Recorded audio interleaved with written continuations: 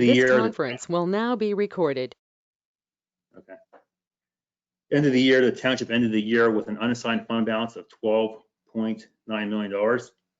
Basically, unassigned means you can do what you please. There's no restrictions on it. And then in the capital reserve fund, end of the year with a fund balance of about $4 million. So there is money set aside for in your fund balance there.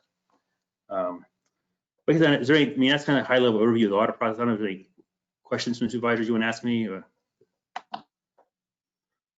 So the audit moved, management was very, Steve, sure. I have a question. This is Sean. Sure. You mentioned that the internal controls were pretty strong, and you mentioned the things that were in place. If there were, what else could be done with respect to internal controls, in your opinion, that would be raising the bar even higher? Not much. I mean, like I say, you have 7 people in your accounting department, so pretty much every duty is done by somebody different. You have an individual that handles your cash receipts, or you have multiple individuals that handle your cash receipts. You have separate people that do your accounts payable and your payroll.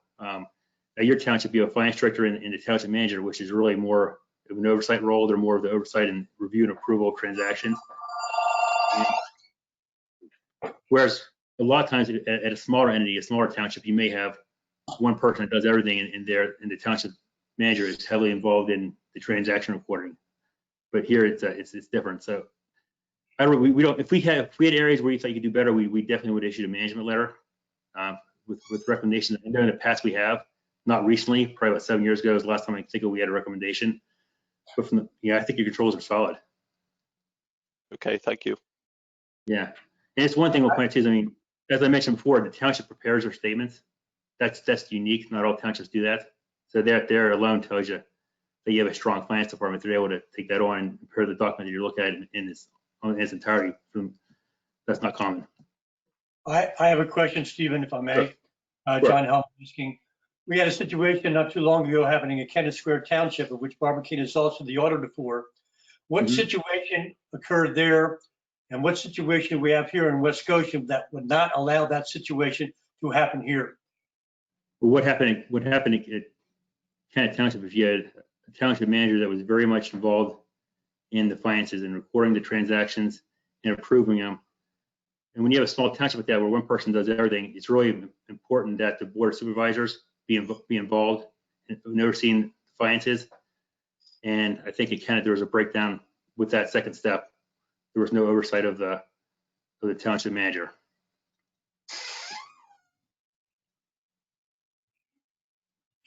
What provisions do we have here in our township that would not allow that to happen? What oversights do we have? Can you just lay them out for everybody to hear from your perspective? Yeah, sure. Well, for example, pretty much every purchase at your township requires a purchase order. That's approved, that's approved by a department head. And then, nothing's paid. When invoices come in, they're matched against a purchase order. So that's one check right there. Bank reconciliations are done by a person that's not involved with the accounts payable process. So the person that enters invoices into your Munis software and processes the checks is not involved with the bank reconciliations. The bills are presented to the board for review and approval. You're given monthly financial reports. Let's see here. With your credit cards, nothing's paid if receipts aren't turned in. So that's good control you have in place. So basically, your township, with the segregation that you have, it would take collusion. It'd take two or more people to work together in order for a fraud to occur. Whereas if you have a smaller entity where one person is doing everything, it's easier to do that.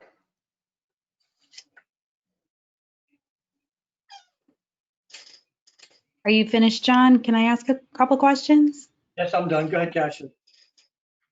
Hi, Steve. Thanks for giving us the rundown there. I just had a few questions to follow up what your answers were there. You mentioned in Kennett that they had a manager who was heavily involved in their finances, and that they had some oversight issues. Yes. I actually find it to be more common that occurs, maybe not just in Kennett, but I still see it as the responsibility as Barbara Keene Thornton, as the auditor, to discover those sorts of to have two or more, and to follow up on your point about collusion, to have two or more people involved in the mishandling of finances is absolutely possible in any township. I have a lot of faith in our township. I think that we have a great staff, but it is very important to me that there be, as many controls in place as possible. And you also mentioned, sorry, go ahead. Yeah. Another thing I should mention too is the software that the township has. You have Unis as your software package, which is very powerful. So basically, all your purchase orders are, purchases are approved through the software. Nothing can be paid without an approval through Munis, and it leaves a very good audit trail. So if a transaction is entered and then moved and put somewhere else, it actually gives you can go a trail of that transaction. Where a lot of times these smaller entities, these smaller townships cannot use QuickBooks, which is very user friendly. It can be used by a non-accountant, but the bad thing is a lot of times it doesn't leave an audit trail. You can change transactions and there'll be no evidence that it ever occurred. So I just wanted to point that out also. So each purchase, I'm sorry. Very easily to be manipulated. Okay, so you're saying that each purchase made through the township goes through this Munis software, and it has to be approved through. Yes. What entity approves that? It's usually it's Casey, the township manager or department head, for the approvals. So it's still an internal approval. Yeah. Okay, and you said that you conducted some interviews with staff, and you also mentioned supervisors. Did you conduct interviews with supervisors on our board? Yeah, yes, we've interviewed Robin. I think we've done Robin the last couple of years. We always talk to Casey, we talk to Christine. In the past, it's been Jean Denham when she was around. We'll mix it up. We'll talk to different employees. We try to mix it up. Okay, so that's interesting. I don't know if I'm missing something. I wasn't aware that you were conducting supervisor interviews. So, yeah, we always do. Okay, and I guess I just have a pretty straightforward question for you. Why should we, as a township, continue to contract with Barbicane Thornton? What do you think that you have to continue to offer to us, or how are you different? We're a firm that's been around for 42 years, and we only work in two arenas. We basically audit nonprofits and we audit governmental entities.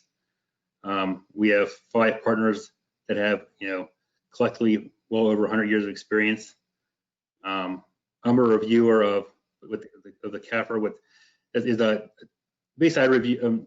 The CAFR is a set of statements that townships can issue where you get the CAFR award. I'm on the voluntary committee for the GFOA, the Government Finance Officer Association. I actually review CAFRs throughout the whole country, so it gives me more expertise in that area in the governmental accounting also. Like I said, we're a government firm. That's basically one of our niches. We're experts. We speak at conferences. We speak frequently at the PICPA's local government conference every year in Hershey on various topics. We do seminars for our clients.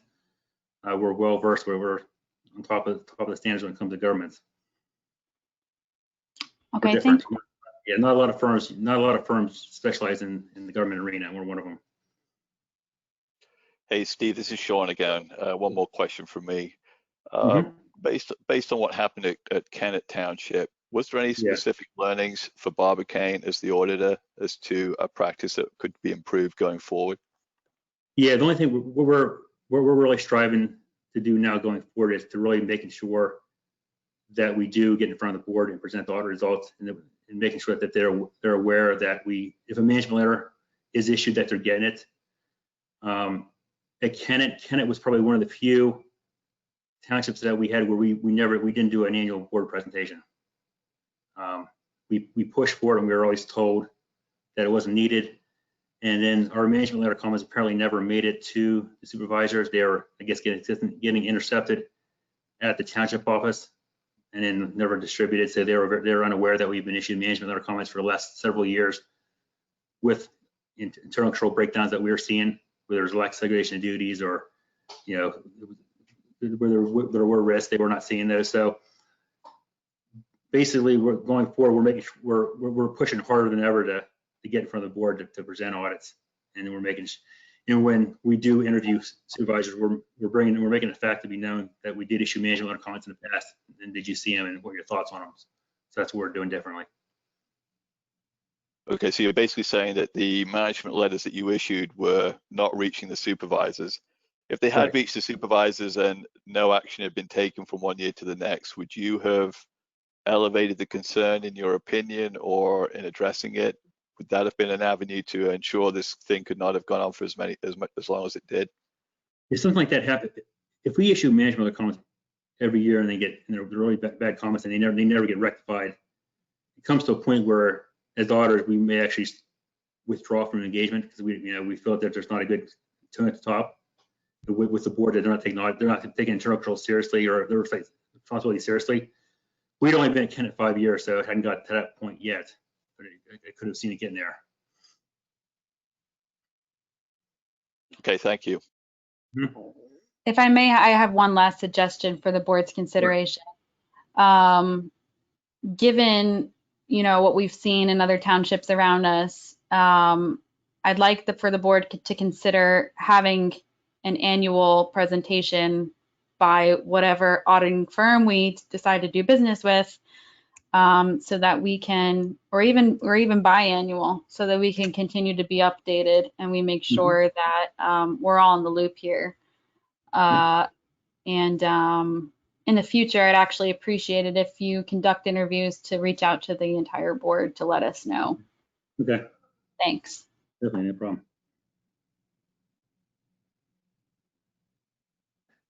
If I could ask, Madam Chair, if you feel this might be appropriate for the board to request from Stephen, if Barbicane could send us a letter outlining the controls that are in place here in West Goshen Township that would preclude an event like that which occurred in Kennett Square. This way we would have a laundry list, if you will, of those things which we have in place that would not allow that to happen. Would you feel that might be an appropriate request?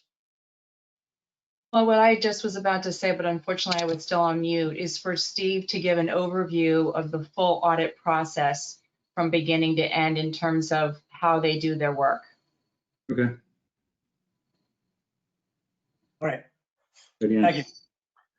I go through now if you want to, but that might take, I don't know how much time you have. Just give the high level process that you use in terms of either reaching out to a board member to weigh in and hear in on what you're talking about in terms of some of the areas that you choose to audit more deeply year after year, depending on what you've been finding in the past. Sometimes the board members, typically it's been Hugh and I, where we would recommend looking into certain things, whether it was related to fraud or theft. I think that was a concern at least 2 years ago. I remember being a part of that conversation. And the things that had been stolen were toilet tissue and a couple of computers. Do you remember that conversation? That was pretty much the worst thing that's had happened from a theft standpoint. So if you could give everyone an overview of how that process works, how you do your work, and not, again, in a ton of detail, but just the setting it up, what you focus on. An audit basically is focused on giving an opinion on your financial statements. We don't come in with the objective of trying to find fraud or uncover fraud, but surely if we come across it, we definitely report it. Okay, so first, that's the one thing. As part of the audit, we do what's called a risk assessment. So basically, it then entails first, gaining an understanding of the organization, what you're about, reading through your policies, gaining an understanding of your internal controls.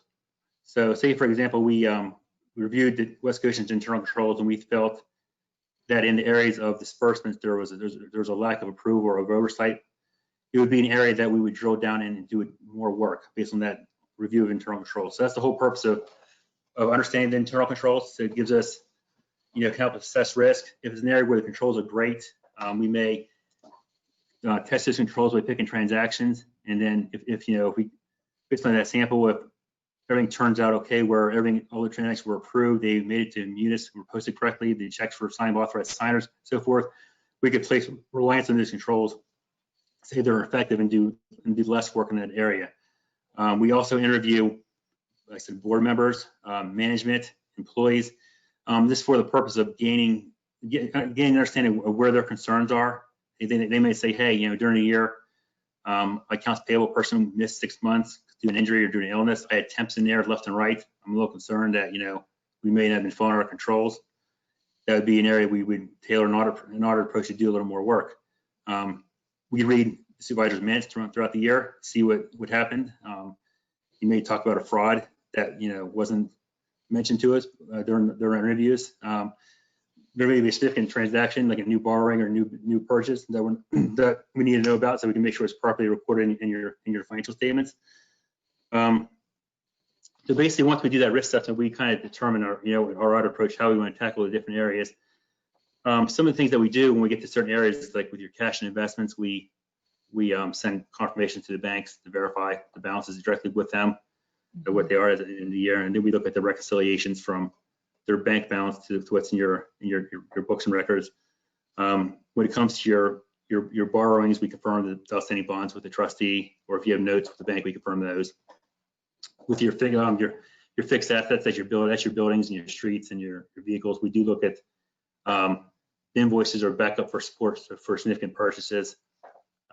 With your revenues, we do heavily confirm your revenues with third parties. Governments receive a lot of money through taxes, so it can easily be confirmed with Keystone for those taxes.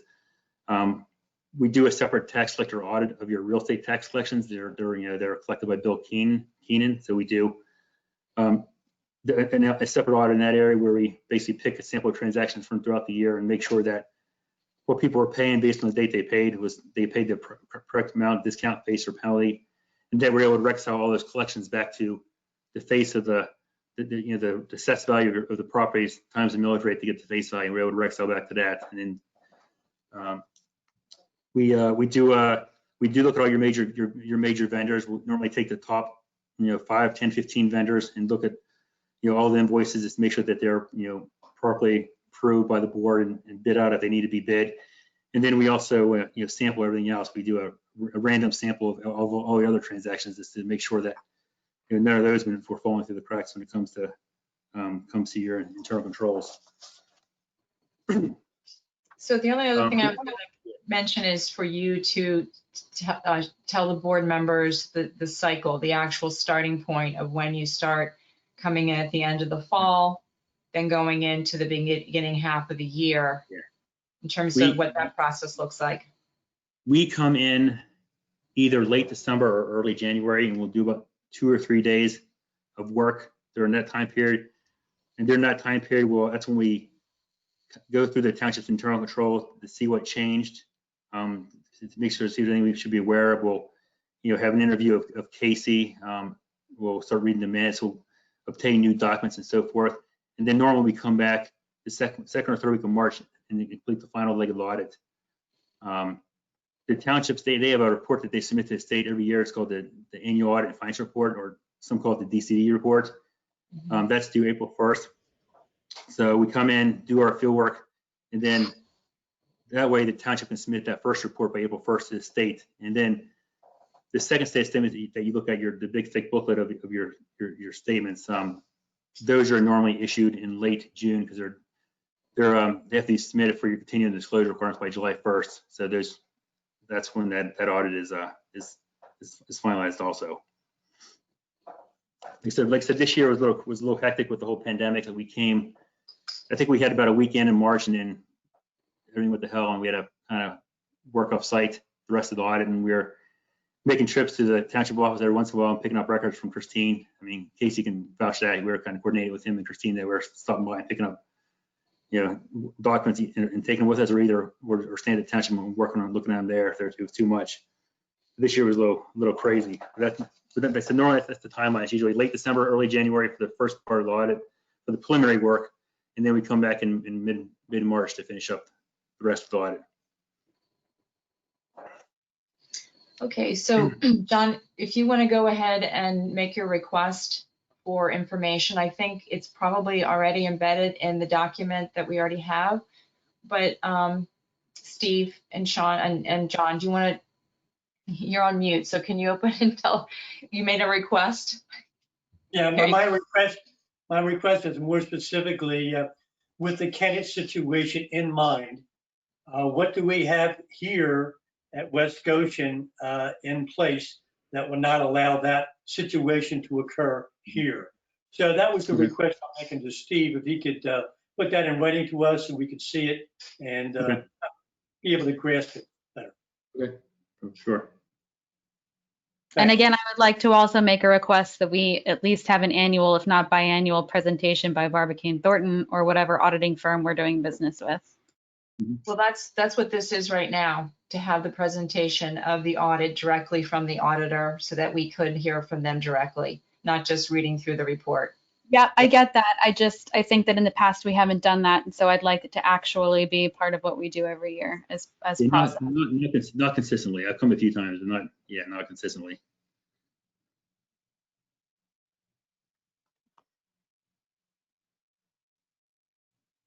Okay, so are there any other questions of Stephen before we let him go? Robin, do you want to see if the public has any questions about the audit? Yeah. Yes, but I think we are going to curtail a discussion about any more issues related to Kennett Square. It really, this discussion was meant to be specific to our audit, excuse me for not speaking properly.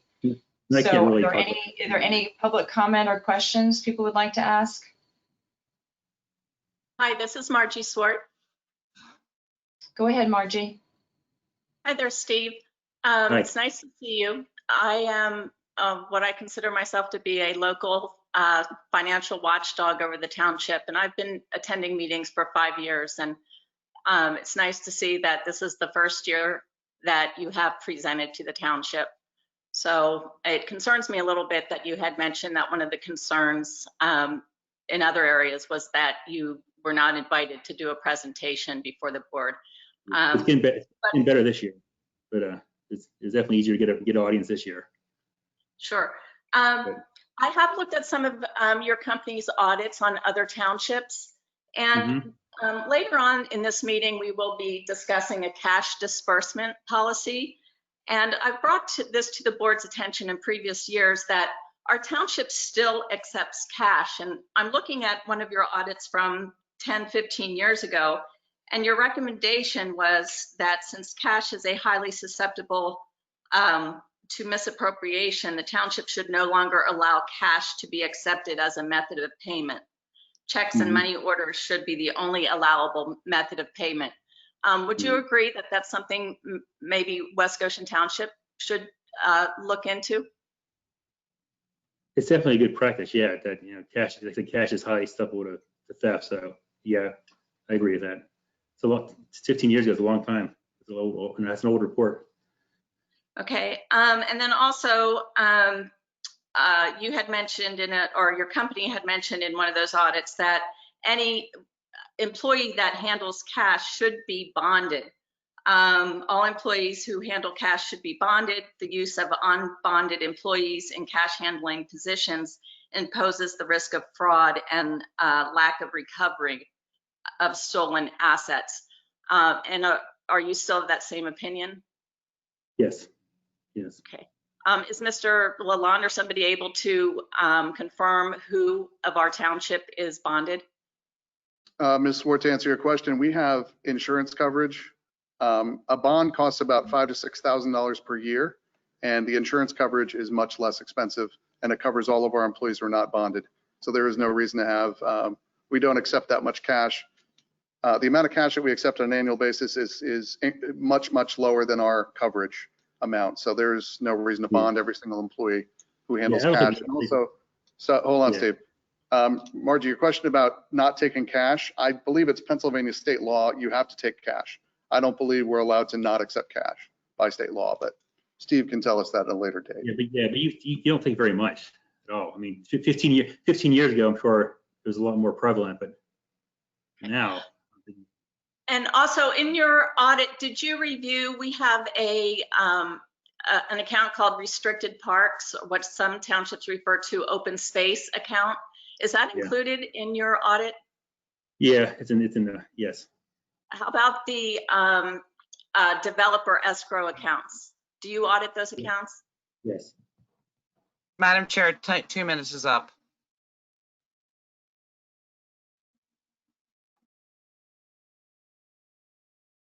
Margie, do you have one more question? Yes, just going through the minutes. Steve had mentioned that he reviews the minutes, and this is a repetition you've heard from me over the years, is sometimes the minutes don't always reflect what is stated. For instance, the $512,000 that we received, hopefully the minutes have been amended to reflect that. But when the minutes don't reflect questions from the public or situations where the township is receiving lots of money, a lot of money, and it's nowhere in the minutes, how would an auditor know to look for that? Well, we look at all your, Thank you. we look at all your large sums of money like that would be very hard to hide. We look at all your bank accounts, and assuming that they're reconciled, it'd have to be put somewhere. So just for this not to be reported, it would be highly unlikely. Okay, and then I'm wondering, another thing I've brought up, and this is my last comment or question. Let's see, in 2016, I believe, and again this year, we transferred large amounts, $2 million in 2016 from the general fund to the capital reserve fund. And this year in January was $1.7 million. The second class township code prohibits transferring from one account to another in the first 3 months. I'm just curious if you're aware of that law and why. Is that something that you marked during your audit, that we've had these large transfers? When was it? This past 3 months? 2020? 2020, yes. $1.7 million from the general fund to the capital reserve fund, but the second class township code explicitly prohibits transfers in the first 3 months of the years. So those are my concerns for now. Thank you. Okay. Robin, I'm going to go through the callers. We have 1, 2, 3, 4 callers who I can't identify. So I'll unmute them, and if you want to ask for additional comment, and anybody else because everybody else is using a computer, so they can unmute themselves if they want to ask a question. Is that all right? Yes. Okay. All right. Just bear with me for a second.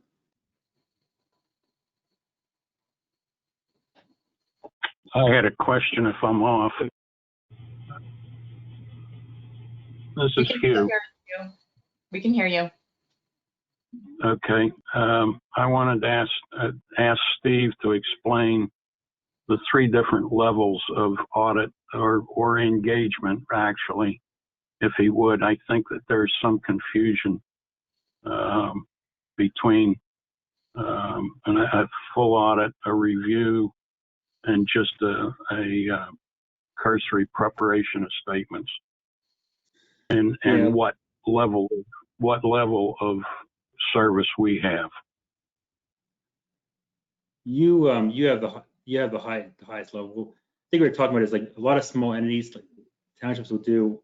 All they do is that state report every year, the DCD report, and they report on what's called the cash basis of accounting. So basically, the revenues, what came in cash, the expenses, what was paid out. There's no recognition of liabilities under statements. There's no recognition of long-term debt or their pension liabilities or the fixed assets. It's a very simple basis of accounting that state forms. Hold on a second.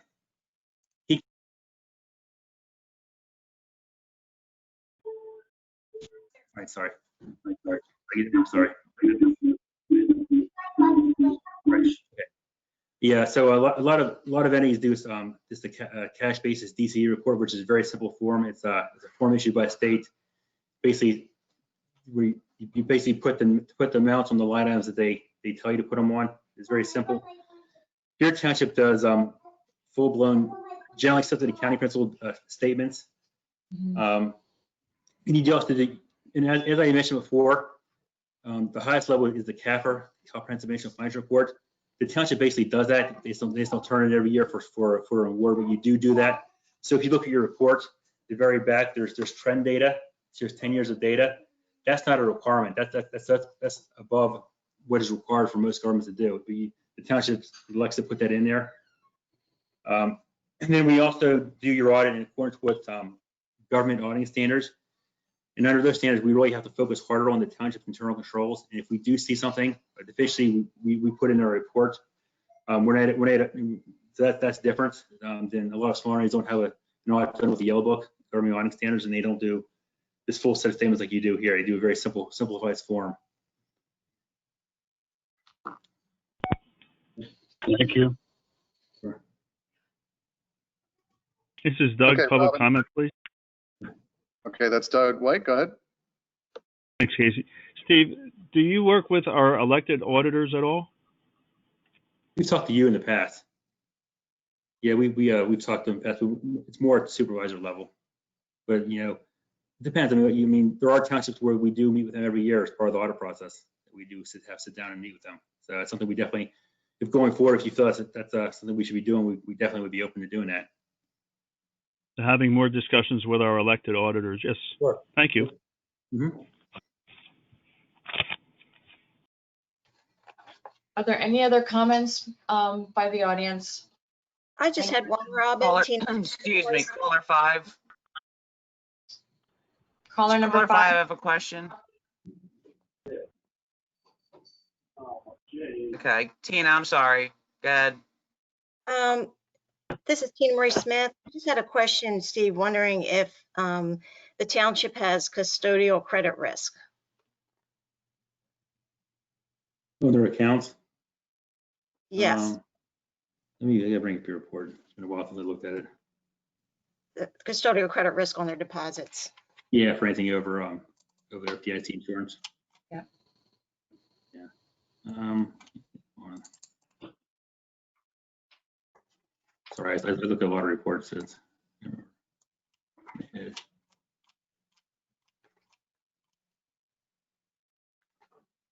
No, all your deposits are well.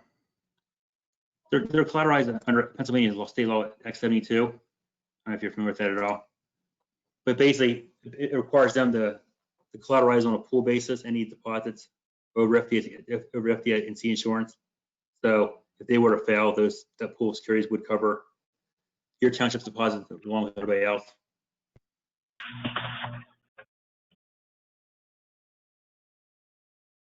And I mean, and technically you do have a risk there because it's pooled securities, so there could be a chance at any given time that the investment pool could drop in market, or based on the fluctuation of the bank balances, with all the entities that are insured, that there may not be enough to cover everybody. The best type of coverage to have is where you actually have, where the bank actually sets aside a separate pool of funds just for your township, where it's not pooled. That's probably the best level, but I don't think the township's at a great risk the way you're collateralized right now with that investment pool. It's pretty common. So we see in most townships.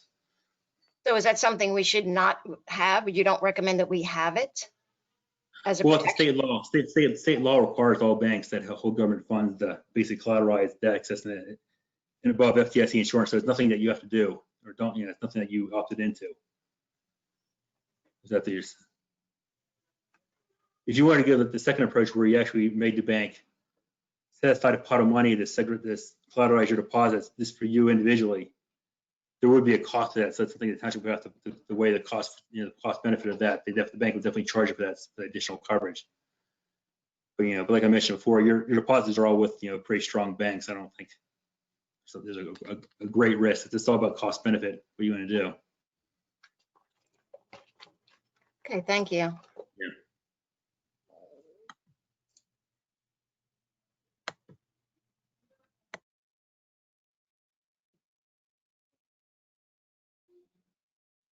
Lisa, is there anybody else who might want to make a comment? I don't see anyone else, Madam Chair. We're good. Okay. With that, well, thanks, Stephen, for joining us this evening and informing us. And we'll move on to the next item on the agenda. Thank you, Right. Stephen. Thanks for having me. Okay, we're going to turn to item number 4, reports for the month of June 2020. Lieutenant Michael Carroll will be providing us with the police report. Thank you. The police report for the month of June 2020 We responded to 1,947 calls for service, which puts our year-to-date at 10,637 calls. In June, we had 58 alarms, 6 of which were valid. We had 8 accidents that were reportable accidents and 17 non-reportable accidents. And we drove a little over 20,000 miles in the month of June. Our specific traffic enforcements were located on Grove Road, Snyder Avenue, Airport Road, South Five Points Road, North New Street, Pennsylvania Avenue, South Matlack Street, Taylor's Mill Road, and Falcon Lane. We conducted a significant part of our spring firearms qualifications with the department, so most members qualified in June. We've also undertaken collaboration with Police One, which is a training format that's associated with Lexipol, our policy manual company. And we began doing short webinars that each member of the department's taking while they're working. Great. I have a question, Robin. Sure, go ahead, Sean. Lieutenant, could you have any status update on the project that we have underway for the body cameras for all the uniformed officers?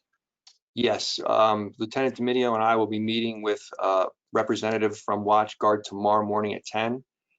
They're the quote that we get everything based on. I think after that meeting, we'll have everything locked down to go ahead and order the body cameras. Okay, thank you. You're welcome. Yeah, I have a couple of questions, Lieutenant Carroll. Good evening. Good evening. Can I ask you, how often are reviews made of your standard operating procedure manual? Is that something done on an annual basis, or is it ever done? How often is that done?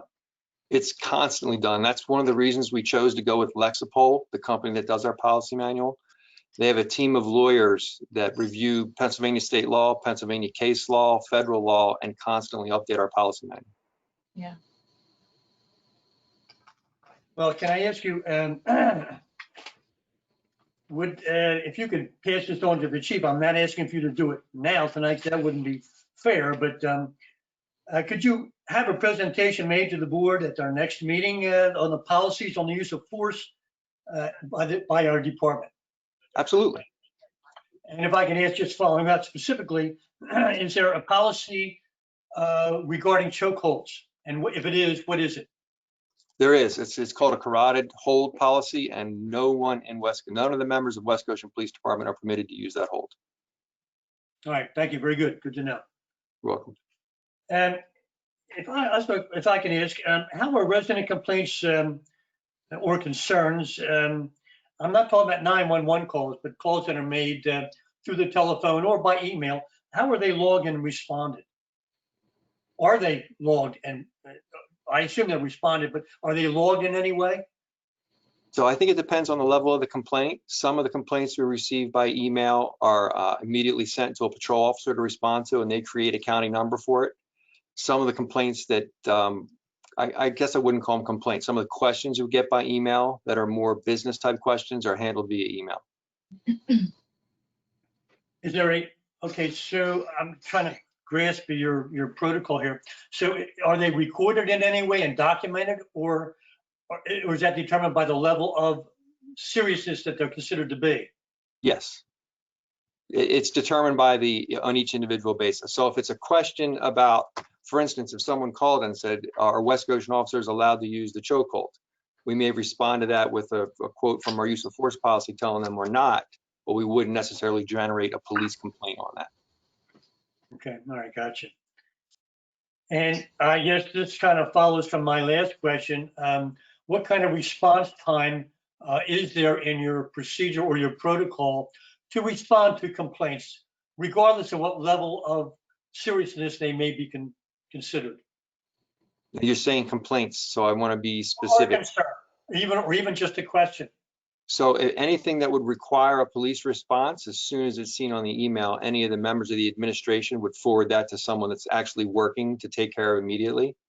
A question that was more administrative based, that may wait until, if it's a weekend question, I wait till Monday or the next morning if it was at night. But if it happened during the day, it would be handled during the day. Okay, all right, thanks. You're welcome. Thank you, John. Okay, we're going to move on. Thank you, Lieutenant Carroll. We're going to move on. I have a question, Robin, if I may. Let's just make it one question because we're really behind schedule right now for the entire meeting. Okay, well, I think it's important. I want to follow up with him. So I'm just looking at the overtime hours really quickly. This month it was 194.5.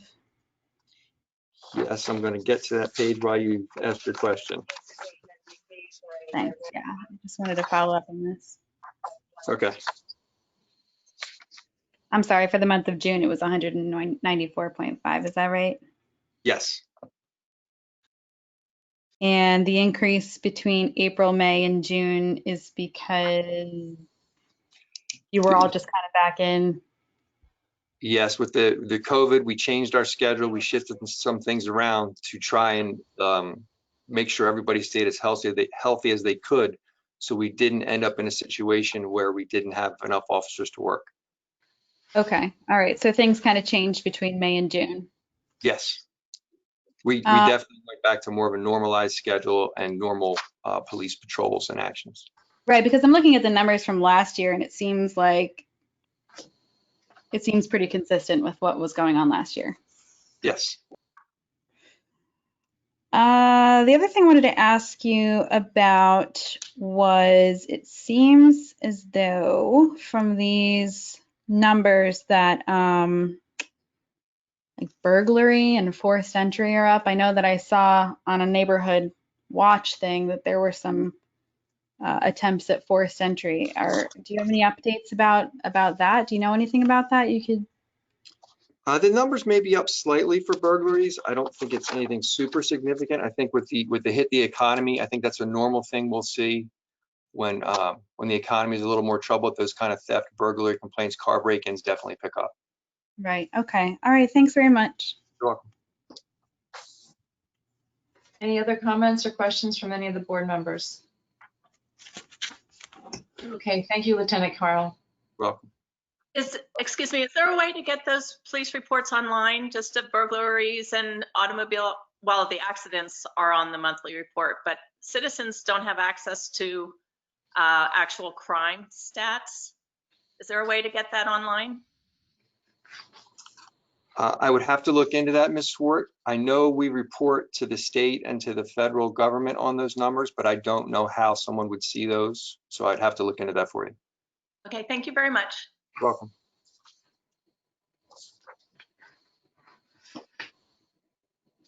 Okay, so we're going to move on to item number 5.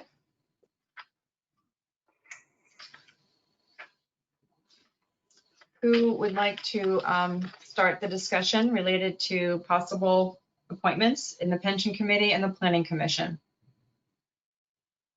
Well, I guess I'll start it off. I had made a recommendation for Cynthia Sheath to fill a vacancy we have on the Planning Commission, and I did speak to her before and also more recently.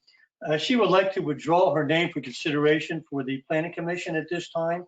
And I think that would be appropriate given her background. She has a strong background in public health, and particularly with the concentration in environmental health.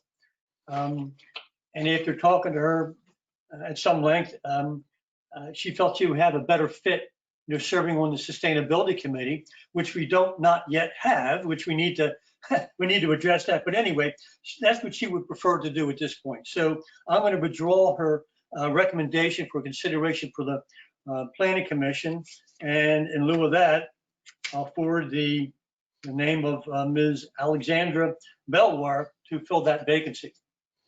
I'd like to make a motion to do that. This is Sean. I will second that motion. I had the opportunity to talk to Ms. Belwar today, and I believe she would be a good person to join the Planning Committee, and we look forward to her service. So I'm seconding the motion.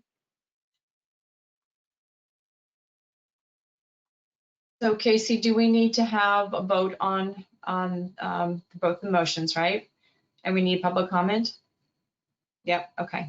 So do we have any public comment on just the one individual right now we're speaking about for the Planning Commission vacancy? Madam Chair, caller number 5. Am I caller number 5? Go ahead, ma'am. This is Cindy Shake, and I agree with everything John Hellman said. Thanks. Thank you, Cindy. Any other comment? Madam Chair, caller number 7. Go ahead, caller 7. I have unmuted all the callers. So if you just want to put a general call out for comments from the callers. Okay. Yeah, that's all I have lit up is the callers. Yeah, that's it. I don't hear any comment. Robin? Okay. Robin, Yes. Madam Chair, Yes. this is Tom Casey. Procedurally, nobody seconded either motion. Yes, they did. Sean Okay. seconded the motion. Okay. Any other Okay. public comment on this appointment? Hearing none. All in favor, we'll do a roll call. I say aye. Sean? Aye. Ashley? Aye. Hugh? Abstain. Okay. And John? Aye.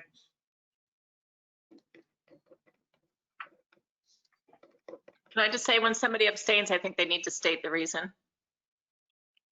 The reason I abstain is because I have not had a chance to either interview or review the qualifications of the individual making the application.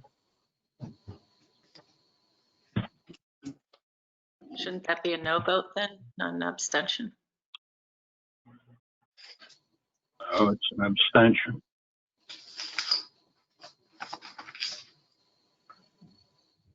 So,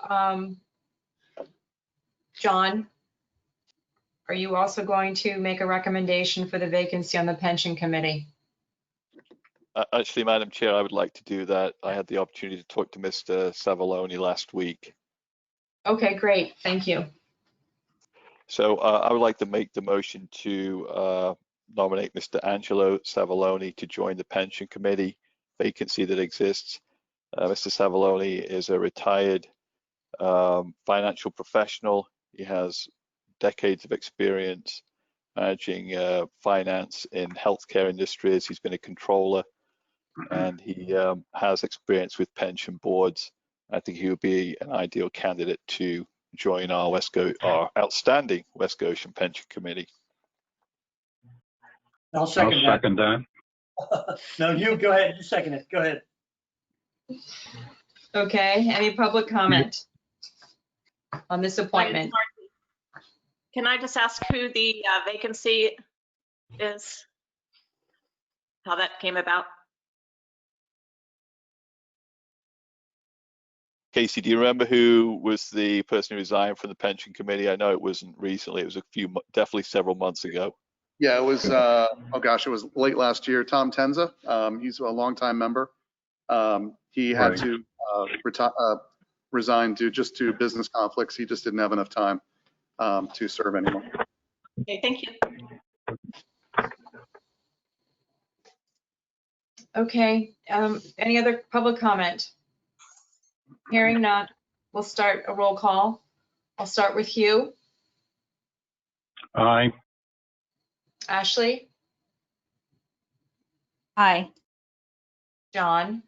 Aye. Sean? Aye. Robin? Aye. Thank you to Mr. Savoloni for raising his hand to participate on the pension, and Alessandra Belwar to join us on the Planning Commission. Very exciting. Madam Chair, before we move on to the next item on the agenda, I just want to very quickly say I have enrolled in the PSAT's Municipal Government Academy and a graduate program, which will cover 4 areas of curriculum and administration, public safety, public works, and the 4th is planning and zoning. It's a requirement there is you have to accrue 60 hours total across those 4 areas of expertise. And that started this week. Great. Keep us posted on how you're doing. Okay, we'll do. Okay, so we'll start with the township manager's announcements. I think we skipped the supervisor's announcements entirely, didn't we? Well, usually we do it before they do, so it must be back. Oh, was that number 5? Probably. Yeah. Well, actually, no, the Board of Supervisors announcements, you're right. We just did the Township Pension Committee and the Township Planning Commission. Are there supervisors who would like to make an announcement now? I have a couple of announcements I'd like to make. I just wanted to update everybody on the status of our search for our chief of police. As many of you know, we signed the contract with PA Chiefs Association to begin our search, and that is underway as we speak. I'll be serving as chair of that committee, and John Hellman will be serving as vice chair. We've already been in touch with a few individuals who have agreed to serve on the search committee along with us. And the Chief of Police Association will actually provide a chief to sit on that final search committee with us as well. So that search committee isn't final yet, but we are working on it. And I also wanted to announce that I was attending 2 PSATS trainings, one entitled Partnering with Your Police Chief, and another called Police, and it had to do with the excessive use of force policies. So it was really enlightening and educating, and I think that during this time when we're searching for Chief Gleason's replacement, that these training sessions, especially for me, who has obviously no experience in law enforcement, it's been very helpful. So the other thing I wanted to announce is that we are going to be moving forward, I hope, with the Sustainability Advisory Committee. We're working on that ordinance now and reaching out to those who have already applied to serve on that committee. I highly encourage anybody else who's interested in serving on the Sustainability Advisory Committee to send your resumes to Casey and for him to send them to the board for our review. And you can expect that discussion to happen at our next board workshop meeting. Thanks. Okay, any other township supervisor announcements? Robin, my announcements will occur during the review of the resolution for the CADMAS report. Thanks. Okay, very good. Mr. Purnell?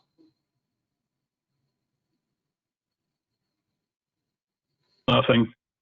Okay. All right, very good. I think we can move on now to item 6, Township Manager's announcements. Good evening, everyone. I just have one announcement. Dave Woodward is in attendance as well. He texted me a photo of the finish of our annual paving program today. There's just a little bit of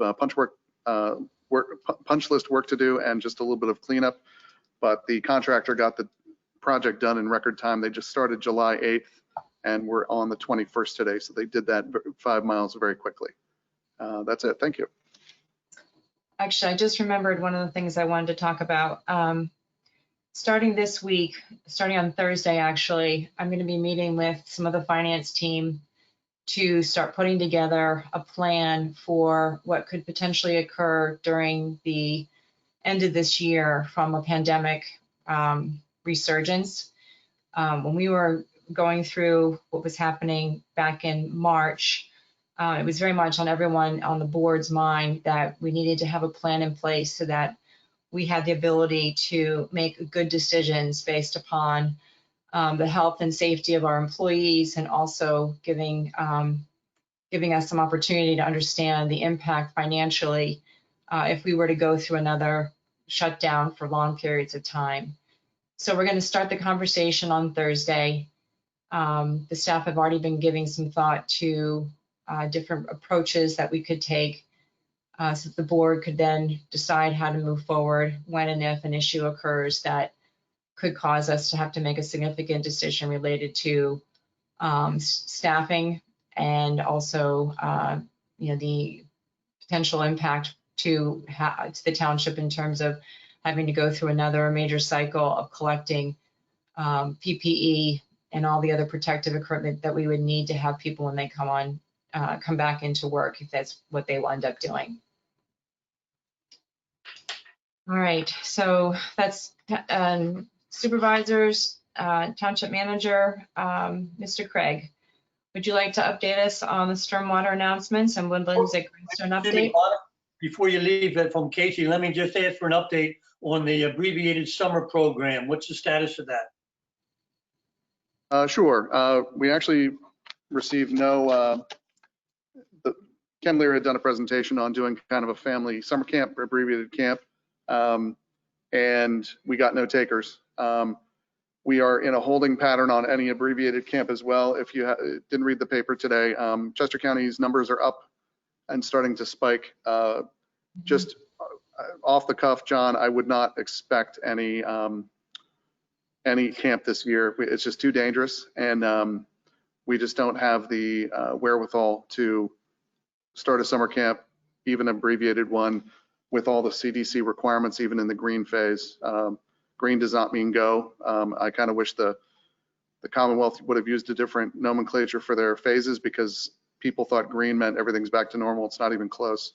So we still can't meet the CDC guidelines for summer camp, and I wouldn't recommend we do that, even in abbreviated fashion. All right, thank you. Okay, back to Mr. Craig. Thank you, Madam Chair. And from a stormwater standpoint, we've begun the design of the two Mariner East 2 grant projects. The survey work for both has been completed and the designs are now underway. Those projects are the rehabilitation of 2 stormwater basins in the Idlewild development and a riparian buffer restoration at the sewer plant. So those projects will continue probably for about the next 6 to 9 months until the designs are completed and approved by DEP. As far as Greystone goes, housing construction continues, and we're also working on the rehabilitation of the first of the dams and the largest of the dams, which is going to be used for stormwater control. And that's Dam 181 at the southwest portion of the project. And that rehabilitation work is approximately 80% complete and proceeding. And that's all I have.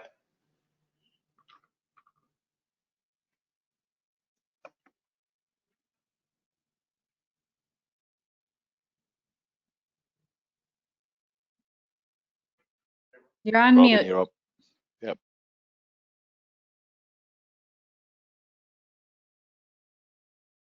Robin, you're muted. Oh, yes, I am. Rick, could you tell us about the status of the houses that are being built currently in terms of, I think when we were talking about it this year, there was, I don't know, was it maybe 50 houses that they were going to be doing? Where do we expect to come in at the end of this year, maybe into the middle of next year in terms of building? I don't really have an exact count. That's dependent on the sales with the developer.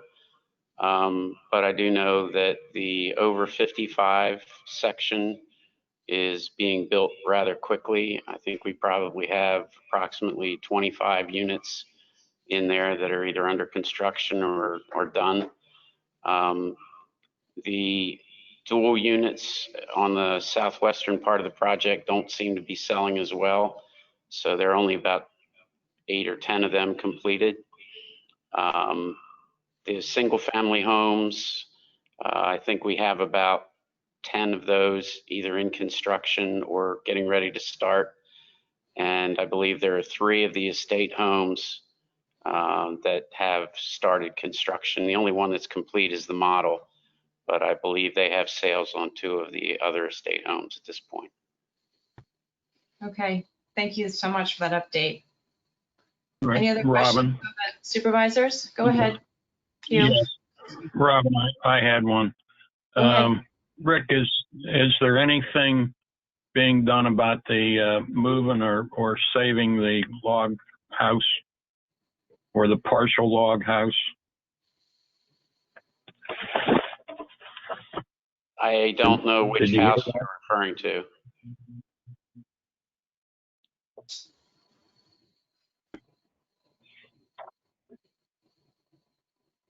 Hugh, I'm not sure what house you're referring to. There was a small dilapidated log cabin on the site that was demolished, if that's what you're referring to. If there's some other You just think partial log house, I don't know what that is.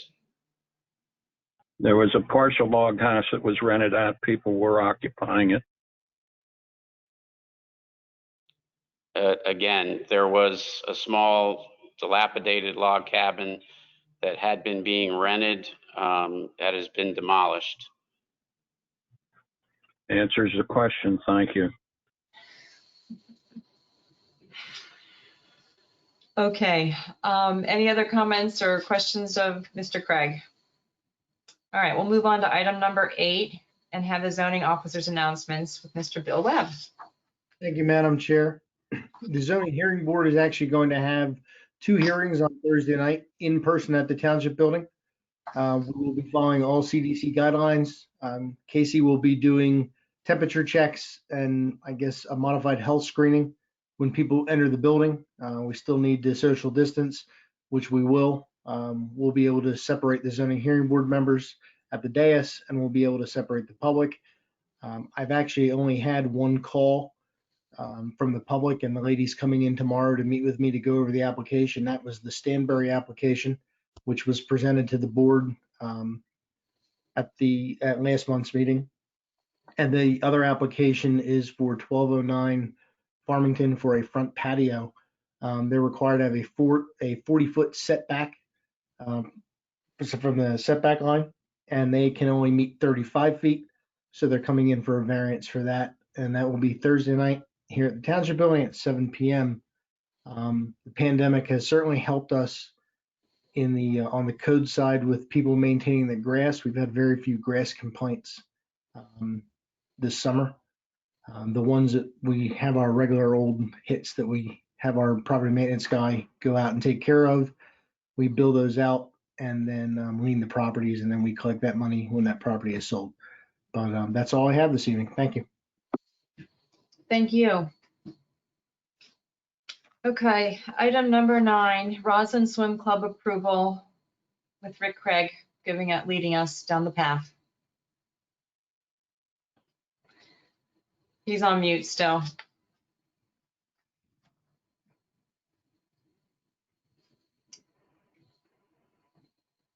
Sorry about that.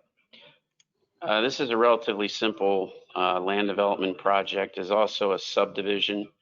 There's a small section of land to the north of the property that came up for sale as a result of Mrs. Baker's property being sold. And the swim club acquired that and is combining that smaller portion of ground with their existing lot. That allows them to do a parking lot expansion, which they need pretty badly to accommodate existing parking demands.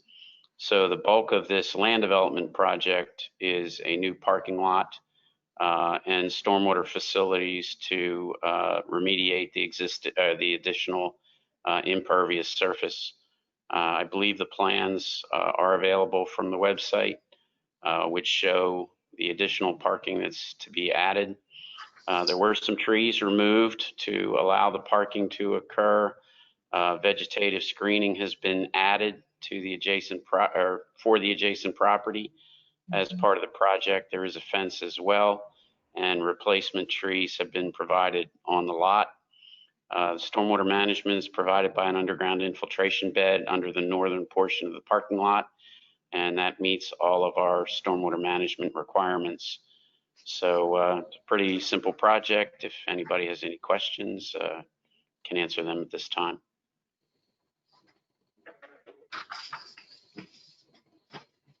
Yeah, I just want to ask Rick, those trees that were taken down by the developer, you mentioned that there was some trees planted in their place. Can you explain a little bit more about what they did to make up for the fact they took these trees down, which they shouldn't have? 50% of those trees were replaced in accordance with our code requirements, as well as the additional vegetative screening. So that pretty much resulted in a virtual 100% replacement of the trees that had been removed. They are in obviously different locations than originally, but they've been placed appropriately throughout the site, in addition to the screening. And one last question, was the developer fined in any way when they took those trees down that they should not have? Not monetarily, no. Okay, all right, thanks. Rick, this is Sean. So although they weren't fined, did they have to pay a reapplication fee, having come to us once with this?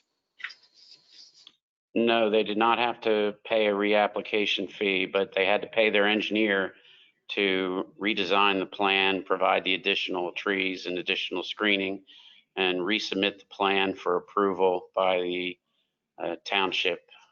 So there was a significant amount of design cost associated with that faux pas on their part.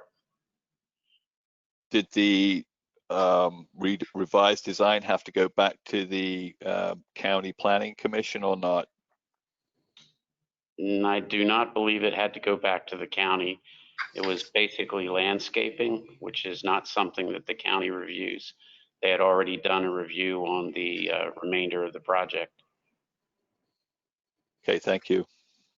So I just want to make sure I'm looking at the picture of the parking spaces. I can't count them all. How many do they have now?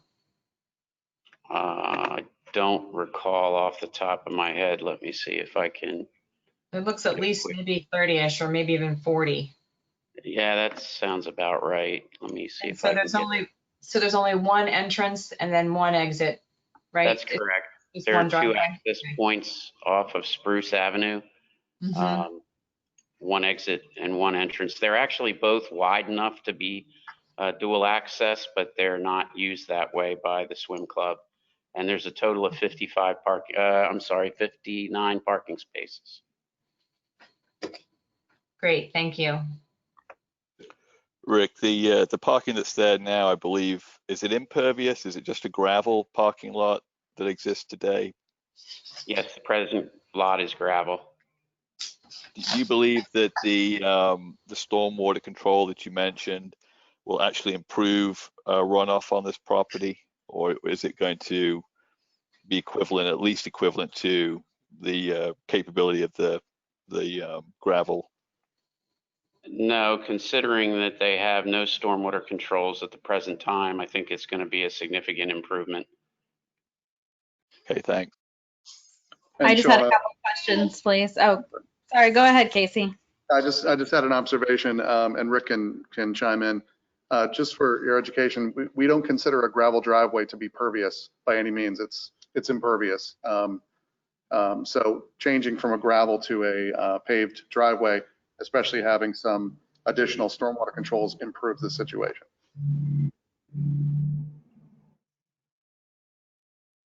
Okay, I just had a couple comments here. As far as the trees being removed, I know that happened early this year and we kind of dealt with that, and obviously the developer has dealt with that. But I also believe that there might need to be some sort of fine for something like that in the future. I think it's in the township's best interest to protect those kinds of things from happening, and I really do believe that the developer should be held liable for something like that. I'm looking at this report, and I'm sure that all of you have looked at it as well. Under the primary issues here, clearly the County Planning Commission had some things to say about the development of this site, and made some recommendations that I think before we approve this, we should follow up with, including requesting documentation of permits, because this development will be occurring within a floodplain, presenting, health and safety problems. So that's just one of the things that's listed here. Well, there are no permits required for this project. There is no development within the floodplain. All of the development is outside of the floodplain. So then why is it listed in here? Listed in where? I'm not sure where those comments are from. It says primary issues. I'm looking at the County of Chester. Chester County Planning Commission. Dated December 19th, 2019. Look at their comments. They noted that there is no development within the floodplain. It says the site contains land within the 100-year floodplain. And I think it says later that there is no development within the 100-year floodplain. I'm not seeing that, but Well, not. there is no development within the 100-year floodplain. So there is floodplain on the site. Well, then I think we have misinformation, and so we need to delay the approval of this project because that doesn't say that in this report. Well, I'm telling you, I reviewed the project. There is no development within the floodplain. It's also within the Gordon Natural Area, and there I believe that there are issues that we're going to need to follow up with as a board. So I'm going to make the motion that we table this so we can follow up with the suggestions made by the County Planning Commission. Well, if I can interject for 1 minute, just on the law on a subdivision. Commission, and those issues were answered for the Go ahead, planning. Kristen. And the Planning Commission recommended approval. Thank you. So, right. So I just want to make a general statement that number one, there's a time frame under the municipality's planning code for the board to act on subdivision plans. So I don't know where the clock is on that. It's typically a 90-day review period. So it's important that we understand where the clock is. But the County Planning Commission's letters are much more general in nature, and they're not specific to the West Goshen Code. So they often are looking at the compliance with the County Planning Commission, Landscapes 3, and the county's comprehensive plan, Landscapes 3. And they point out natural features such as floodplains. But then what's important is that the township engineer, the township planning commission, you and the township zoning officer review the various plans to see if, for example, the flood regulations in the township zoning ordinance, if there's no development proposed in the floodplain, then there would be no specific permit or approval needed for that. So the county sort of gives you a 30,000 feet above the ground view, highlights issues that maybe you want to be looking at, but the detailed code compliant review comes from your engineer, your zoning officer, and then your planning commission serves as a check of that.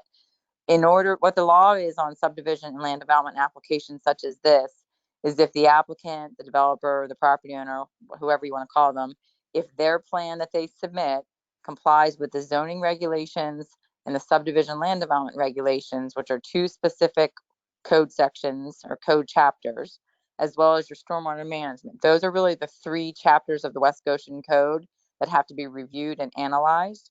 And if the plan meets those code sections, the law says that the applicant is entitled to an approval of their plan. So I haven't reviewed this plan, but it sounds like from the County Planning Commission letter and from what Mr. Craig is saying, the flood regulations within the township zoning ordinance are not called into question in this plan. Okay, thanks, Kristen. That's fine.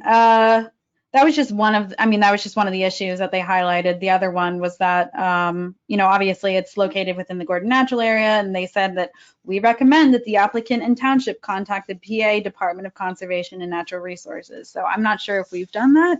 I'm just highlighting that it's listed here. Yeah, I guess that's all I have to say about that. If I could just chime in here, that question, good question. Thanks for bringing up. Actually, that was raised at the Planning Commission specifically, and it does say here on the primary uses here, the applicant should contact both of these agencies to determine if the proposed development activity will require a permit. And it was determined, by Mr. Craig and his research investigation that it did not. So that was addressed, or that question was raised as part of the Planning Commission deliberation before they made a recommendation for the board. I would also like to point out, upon further checking, that although administratively there were no fines or additional costs levied against the swim club, a summary non-traffic citation was issued, and fines were paid by the swim club for the violation of our code. Thanks for letting me know, Rick.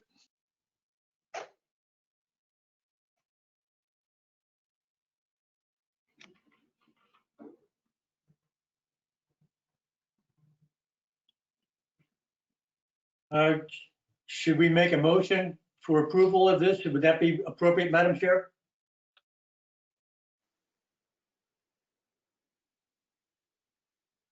Robin, you're still. Ashley has a motion. Ashley has a motion on there that needs to be either withdrawn or tabled. Right. Okay. Well, I guess I'll withdraw it since John sort of answered my question that the planning commission already addressed that issue. So I'll withdraw. Thanks. I would like to make a motion then, since Ashley withdrew hers, that we had approved this development plan. I'll second it. Okay, we have a first and a second. Do we have any public comment? Madam Chair, I don't see any, unless the callers have any. Yeah, I'm muting everybody now. Just bear with me for a second. Excuse me, Casey, this is Doug. Okay. My questions were answered, and I'm okay with this plan. Thank you. Any other public comment? Okay, hearing none. All in favor, we'll do a roll call. I'll start with you, Ashley. Aye. Hugh, Aye. Sean, Aye. John, Aye. Robin, aye.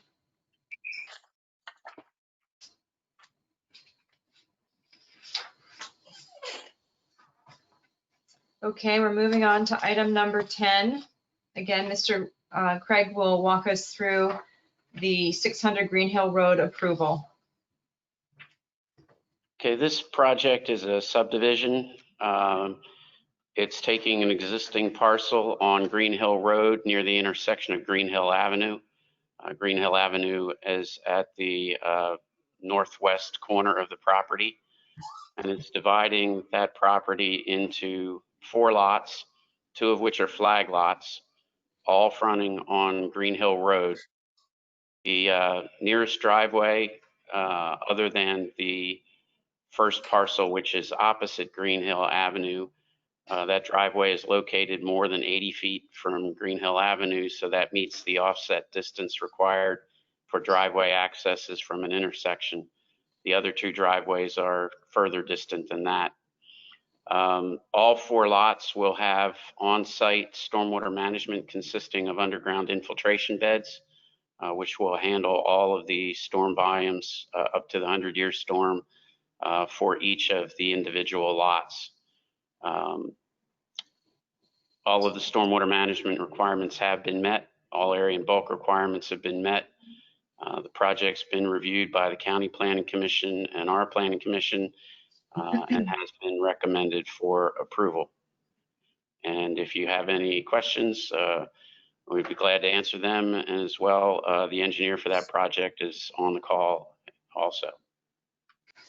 So I understand that there is a discussion underway to allow these homes to have potentially shared driveways. Is that something that's how they're going to move forward? That is not correct. Okay. Their driveways will not be permitted, and each lot will have its own individual driveway. Okay, and how does that work with respect to 4 homes all coming out onto the same road? Is there a pretty significant distance between their driveways? 2 of the driveways are in relatively close proximity, but for a residential driveway that only has an extremely limited number of trips per day, that's not really a problem from a traffic standpoint. The problem that we've had in the past with shared driveways is that it results in neighbor disputes.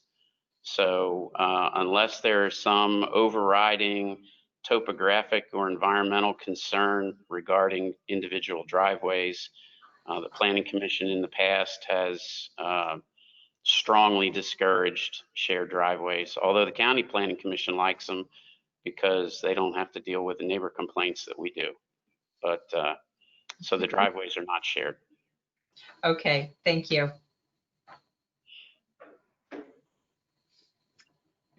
Hey, Rick, this is Sean. I got a question related to what landscaping buffer is being asked for on the part of the property where the adjacent properties that are on Mercer Lane back up to this new infill development. Is there a landscaping requirement between those existing properties and these 2 new properties? There is Or new no properties? landscaping requirement. The existing, the new properties are residential in nature, as are the properties on Mercer. So there is no landscape buffer required or provided. There is, however, an existing vegetated area that is not going to be removed and will remain. So in effect, there will be a fairly effective landscape buffer existing, but there is no requirement for any additional landscape buffer since both uses are residential. Is that existing vegetation, between the new development and the existing homes, or is it somewhere else on the property? No, it's between Mercer Lane and the new homes. Okay, thank you. Yes, I have a follow-up comment about the driveway situation. Again, the County Planning Commission looking at this and saying that they recommend that we contact PennDOT to determine the appropriate right-of-way. I think that this shared driveway is going to be a problem. I actually think that, I think that these 4 driveways emptying out onto Green Hill Road are going to be a problem, and I'm not comfortable approving this right now. Okay, well, PennDOT has already reviewed this, and although they have not issued the highway occupancy permits yet, PennDOT has no problem with the individual driveways. Rick, can I ask a question? This is Kristen. Is there a code section that would address, is there any subdivision regulation that these lots, as far as coming out onto Green Hill Road, do not meet that we would have to cite to as a standard to deny the plan? No, there is not. And the reason I ask that again is that if the board is going to deny a plan, they have to be able to cite specifically to a zoning section, a stormwater section, or a subdivision regulation that the plan does not meet.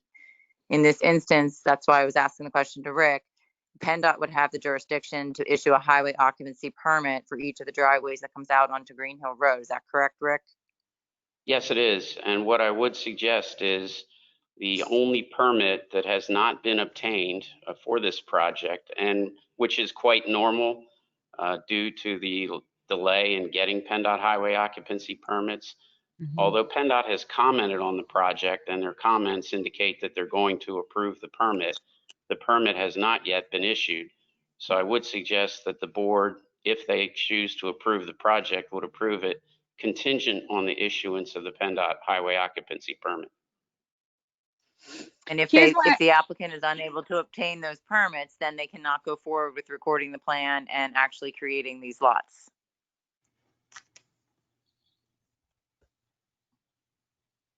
Is that a question for Rick?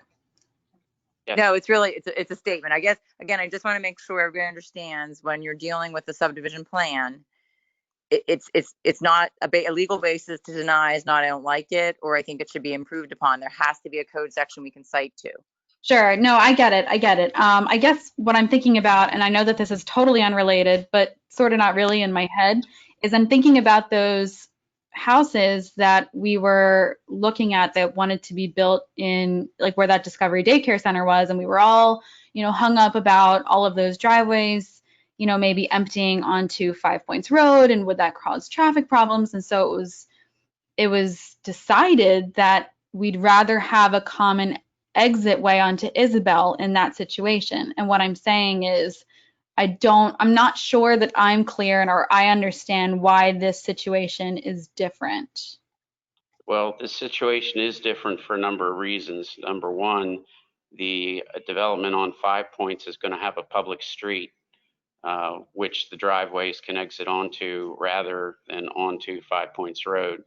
The other issue with exiting onto 5 Points Road is that the topography there makes sight distance problematic, and you can't really meet the sight distance requirements for safe entry and exit from those driveways. Green Hill Road is a totally different situation. It's relatively flat, it's relatively straight, there's good sight distance available, and those exits can be made with safety. And again, if that could not be done, PennDOT would not approve the highway occupancy permit. They require that those sight distance requirements be met before they issue the permit. So there's a lot of difference between what's being done at North 5 Points and what's being done here. Okay, thanks for answering that question. And I guess, I'm not going to go on and on about this, but as far as impervious surfaces go, the difference between sharing a driveway out into Green Hill and each having their own, is it going to be a huge difference between runoff issues or anything like that? There's not actually a huge difference. There's really only the potential to share driveways on 2 of the 4 lots. The 2 middle lots could be shared. Normally, when you do share a driveway, it's a little bit wider to allow vehicles to pass. So Okay. by the time you make the driveway almost twice as wide, there's really not much lost or gained. Okay. I would like to. I also would like to add, just from an sorry, Derek here. I would just like to add from an administrative standpoint, the shared driveways are really a headache when it comes to neighbor disputes. Rick and I have seen it in the past and numerous times. People don't share nicely together with their neighbors, and a shared driveway, there's a couple times I'm thinking in my head where it's led to some pretty heated neighbor disputes. So we like to avoid them when possible. Thanks, Derek. No, I understand. As somebody who shares their driveway with their neighbor, I get it, although we seem to get along pretty well. So, all right, thanks for answering my questions. So I actually have a quick question to you, Rick. I have a shared driveway as well. Another household has an easement to our driveway.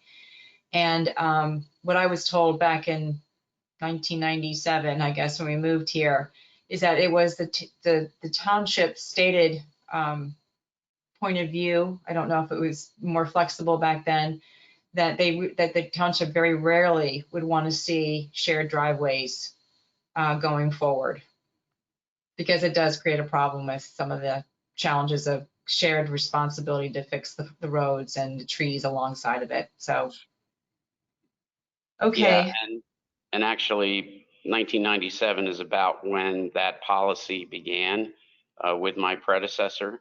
When he was hired, that kind of became an in-house policy that due to those disputes, unless there was an overriding reason to do a shared driveway, we were not going to do them in the future. So that's been the case since right about 1997.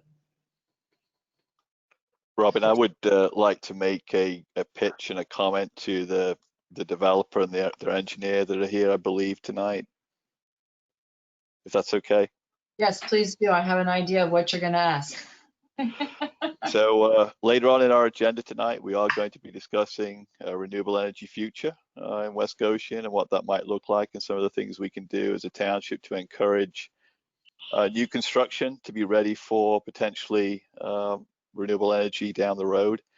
So although we don't have any mandates in our ordinances, we always, or I at least, like to ask anyone coming for approval for a new development to seriously consider what they could do in terms of the design of the residential properties to make them solar ready for a potential purchaser down the road to install solar panels on the roof. So making sure that the residential property is designed in terms of its roof structure to be able to accommodate the weight and the potential effective of wind on the panels on the roof. And also to consider in the electrical design of the house, what can be done to potentially think about things such as a 220-volt circuit to a garage, leaving space by the electrical panel for the connection to a future solar roof, etc. If they're done at the design stage, these things are relatively inexpensive. I personally believe they would be attractive to purchasers of the property. So it's just a request for the engineer and the developer to consider these aspects when you do the detailed work on the design of these 4 homes. Thank you. Okay. Do we have a motion to move forward with the plan, or are we going to table it for now? No, well, I'll make the motion that we approve this final development plan with the contingency that they receive the highway occupancy permit from PennDOT. Okay. I'll second it. Thank you, Hugh. Any public comment? Well, I would just, in part of these public comments, I'd like to hear from the engineer for this project regarding Sean's request. Is he still here? Looks like Scott. Scott, are you the engineer? Yes. Yeah, I'm here. Sean's request about keeping in mind building solar panels, about other environmental concerns. Is that what you're referring to? Yes. Yeah, I mean, anytime, I personally think about that.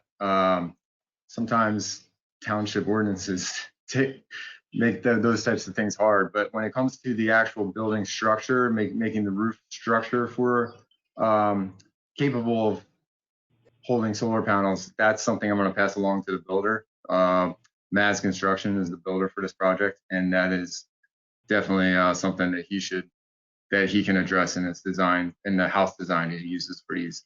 We deal mainly just with the stormwater and the site plans, not the structure.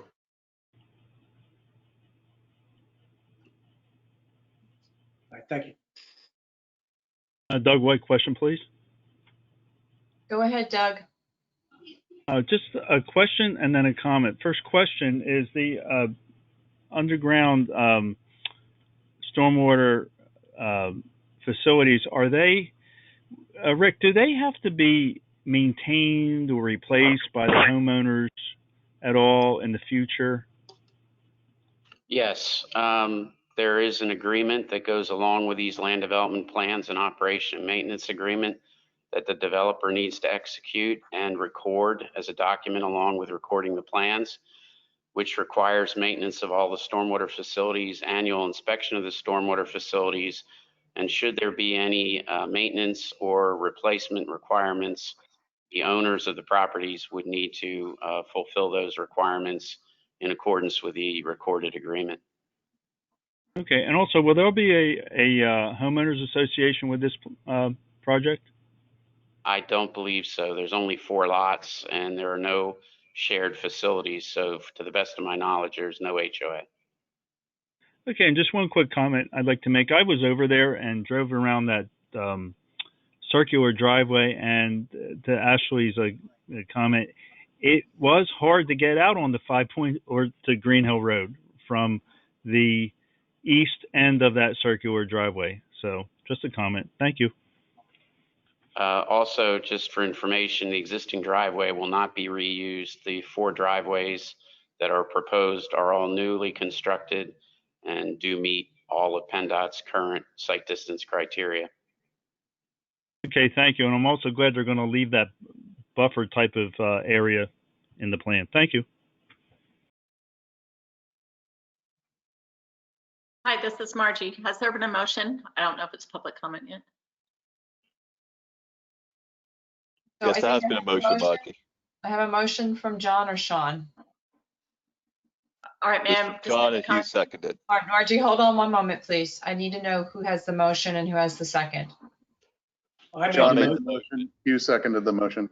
Hugh, okay. All right, Margie, go ahead. Public comment. I'm just asking for consistency because our neighborhood is just maybe 10, 12 years old. And I'm told by the township that I do not live on a private street. It's more like a driveway.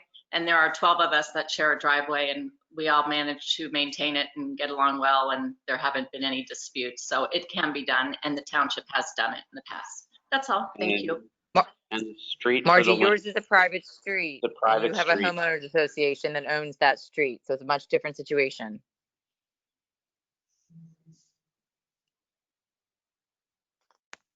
Okay, are there any other public comment? Madam Chair, just anybody that's on the phone. Okay. All right, so hearing none, all in favor, we'll do the roll call. I'll start. Robin, aye. Sean? Aye. Hugh? Aye. John? Aye. And Ashley? Aye. Okay, the ayes have it. Mr. Craig, you're like the man in the middle of the circus. You're now into your next opportunity to talk to us about Callahan Pool plastering approval. Okay, well, this one should be a little bit easier. This project is a very, very simple one. This property is located on Phoenixville Pike, just opposite of the east side of Green Hill Road. You pretty much can't see it at all from the street. This use has been in effect for a long period of time. I don't know exactly how long, probably 30 plus years. The existing building has in proximity to it two old, I believe they're timber sheds. Both sheds have deteriorated beyond being usable, and the owner wanted to initially replace them with new sheds, but our ordinance does not have a provision for sheds on commercial properties. So we advised the owner that he would need to do a small building addition, which is what he did. So there's a 330 square foot building addition, which is going to be used for offices on the southwest end of the existing building, in similar location to where the sheds were. In order to do that, due to the unique configuration of the lot, the shape of the lot, the owner could not meet the setback requirements and went to the zoning hearing board to request dimensional variances for the front and side yard setbacks, which were granted by the zoning hearing board. So the 330 square foot addition was designed in accordance with the zoning requirements. It's actually a little bit less impervious from a square footage basis. So it's slightly smaller than the two sheds. So since it's being built on existing impervious area, there were no stormwater requirements. So the only thing involved here is the construction of a very small 330 square foot building addition. There's no required additional parking, no additional impervious driveways or other impervious surfaces, no stormwater management, and no permitting needed by any other governing body. So this is a 330 square foot building addition, period. Make a motion for approval. I'll second the motion. Okay, any public comment? Unless somebody on the phone has a comment.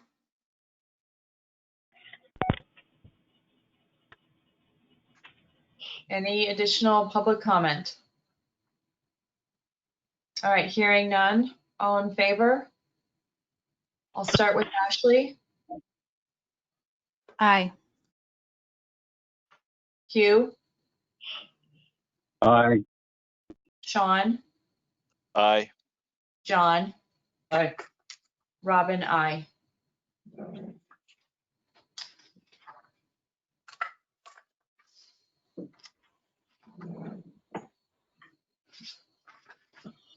Okay, moving on to item number 12.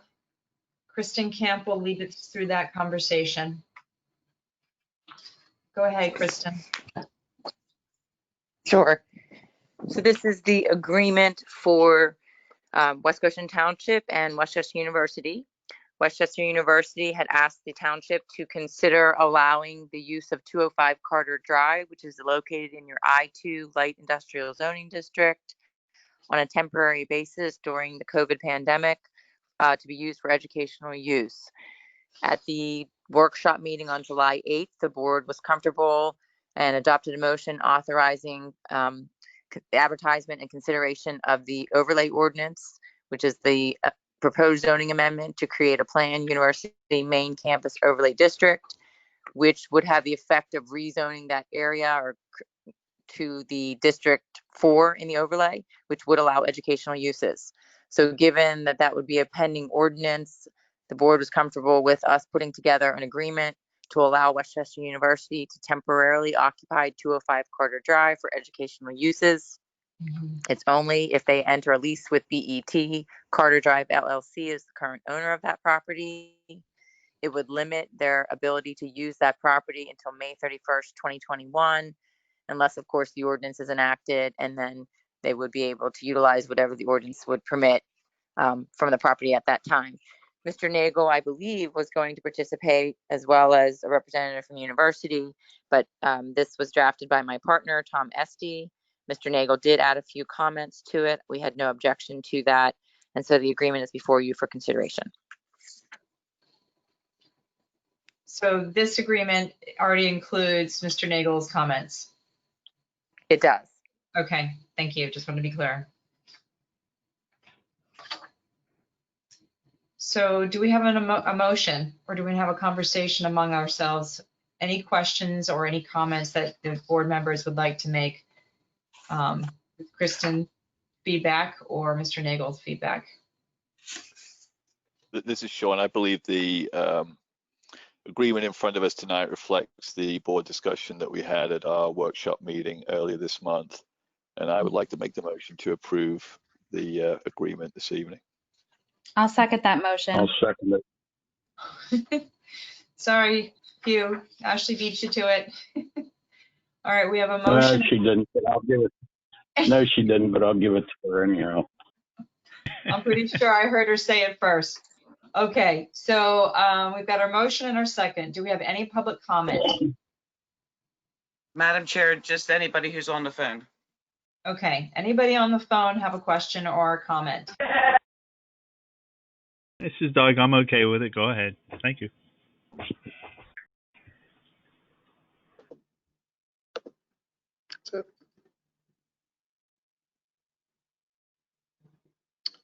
Well, if I could just ask Mr. Nagel, how soon does the university, if we approve this now, how soon do you plan on moving in? I think that's unknown. Mr. Villala can confirm that, but I think right now we don't exactly know when. They're doing their best to manage the situation. Okay. John, that would be correct. We're in negotiations with BET in terms of what the lease might be, and of course the governor's mandate this past week is having us second guess a little bit about the use of some facilities as it is. Mm-hmm. So appreciate the help with the township here in the event that we do need the space.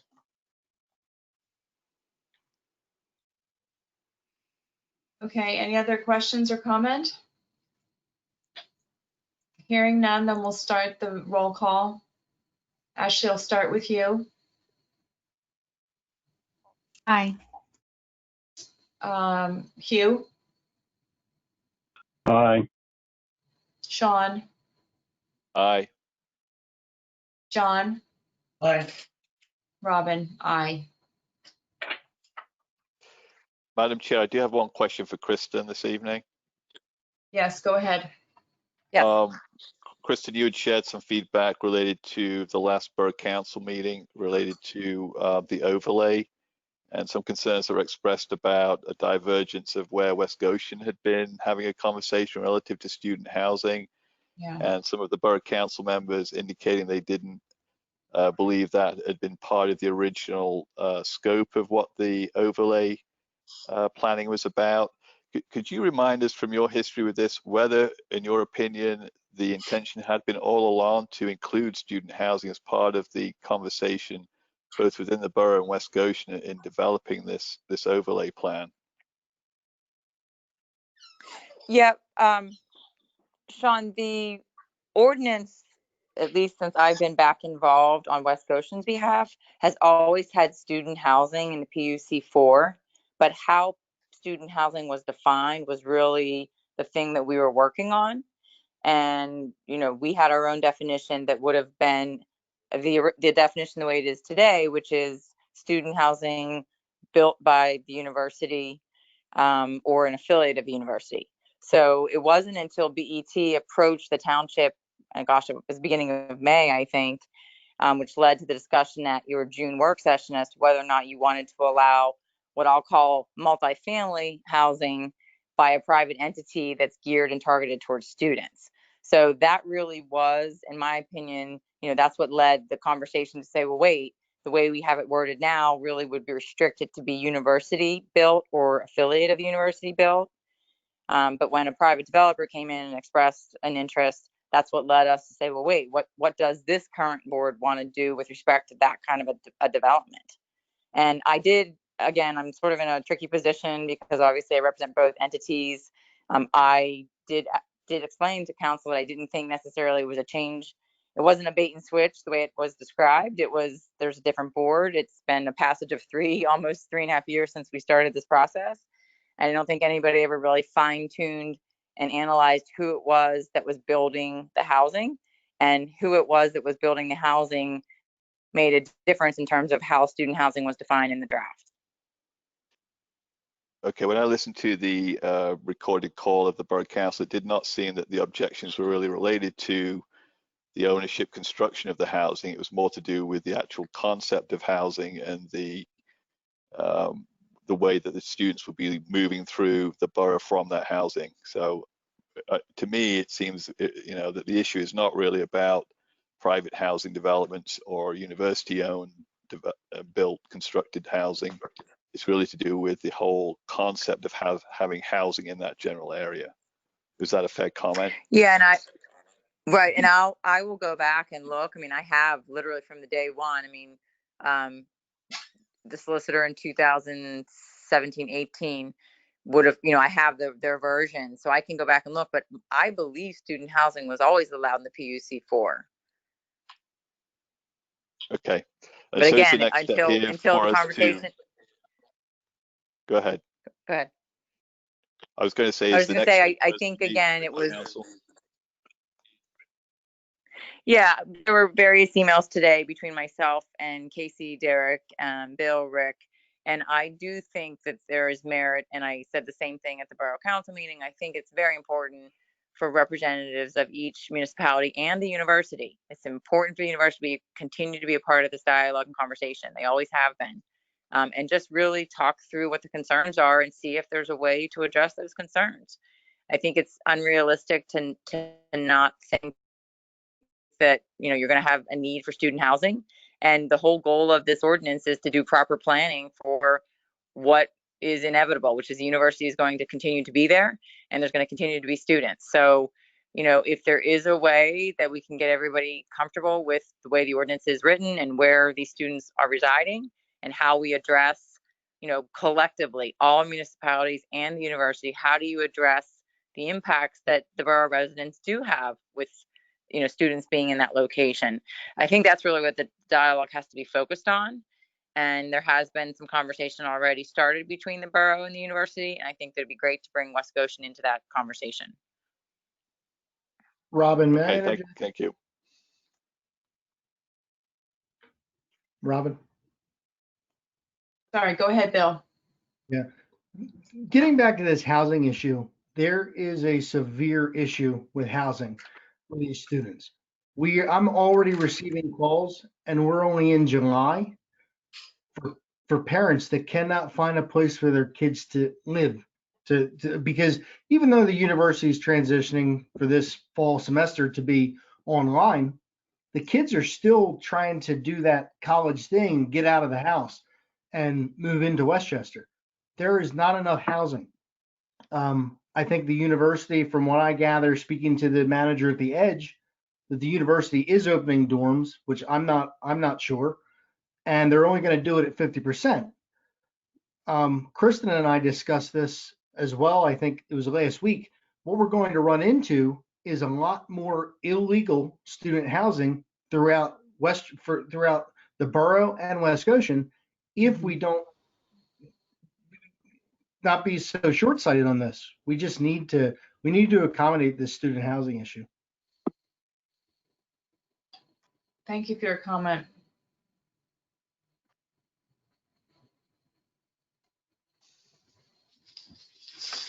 Okay, so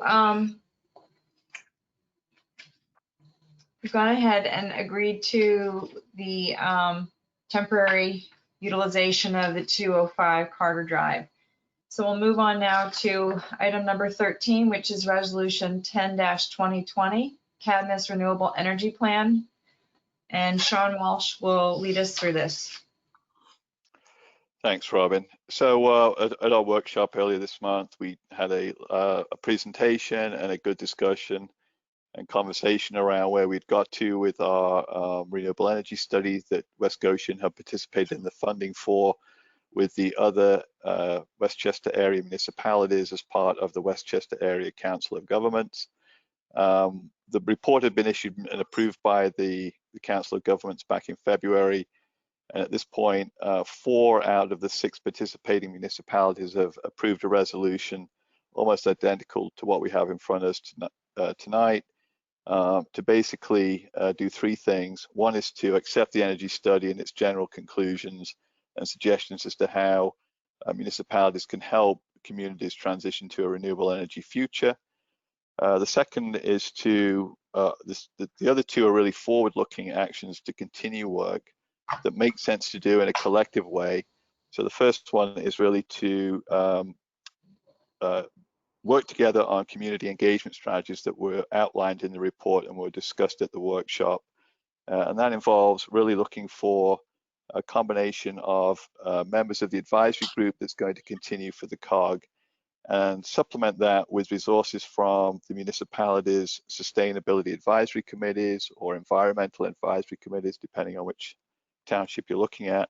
And to what Ashley suggested earlier, we really need to move ahead with establishing our sustainability advisory committee in short order, and getting those people who are interested in volunteering to help us understand this and work up ways to do the engagement strategies that are envisaged, and get those volunteers on board. So I fully support that at our August workshop, we do take the time to review that ordinance and look at those people who are interested in volunteering and make the necessary steps to establish that.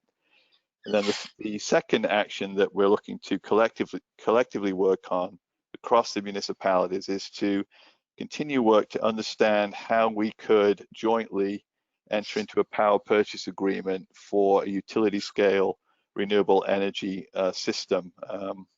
This is an opportunity that many people may have read about, and we discussed again at the last workshop, whereby it can be a win-win in that communities can access cheaper electricity than the cost that we're paying today, while still having it sourced from a new renewable energy system. So that's really what the essence of the resolution is. Before I make a motion to approve the resolution, I just want to point out 2 or 3 other things that we had discussed as way of recap. We are looking at how we can, as I mentioned earlier in one of the development proposals that came before us, we are going to look at how we could suggest in our ordinances and have guidelines in them ways to make new construction solar ready.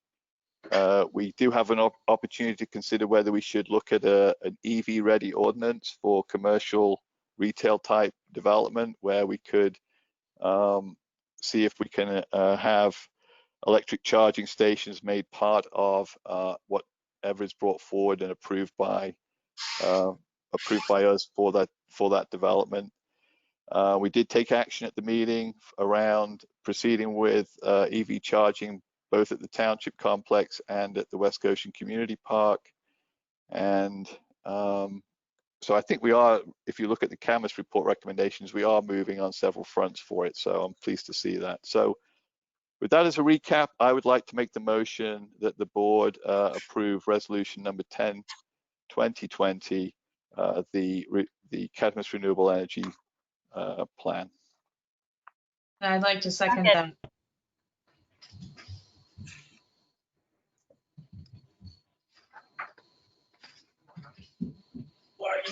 I'd like to make a comment if I may. I'm all on board on this. I just want to add though, and I brought this up at the workshop meeting last one we had. I just think it'd be important as we move forward in adopting the vision of the Cadmus report, as well as the execution of all they recommend, 18 of them, that we bring on to the advisory group at the strategic level, major stakeholders here that I think can help make this become a reality. And specifically, I'm going to mention the union of which I've been a member of for the last 38 years, and that's the International Brotherhood of Electrical Workers. These are the folks who would be able to, if they could be brought on board and be convinced of the validity of this and that it's going to be something that's going to be happening, but they can be providing the training and the personnel that could be able to make this thing happen. Another stakeholder would be the Transport Workers Union, where there's a discussion within the cabinet's report about developing an EV public transportation system. They would be another major stakeholder that would be interested in this and would be able to move this plan forward. So I'm on board, but I still highly recommend that other stakeholders be brought also on board in the strategic planning process as we go forward. Yeah, John, I just want to respond to that quickly. I'm so with you on that. I think it's so important to have people from various backgrounds with different levels of expertise in different fields to be a part of this. It's really important. I've been studying and working on sustainability for the past 12 years of my life, and that's the number one suggestion always, is to create your committee to be, diverse in backgrounds and expertise.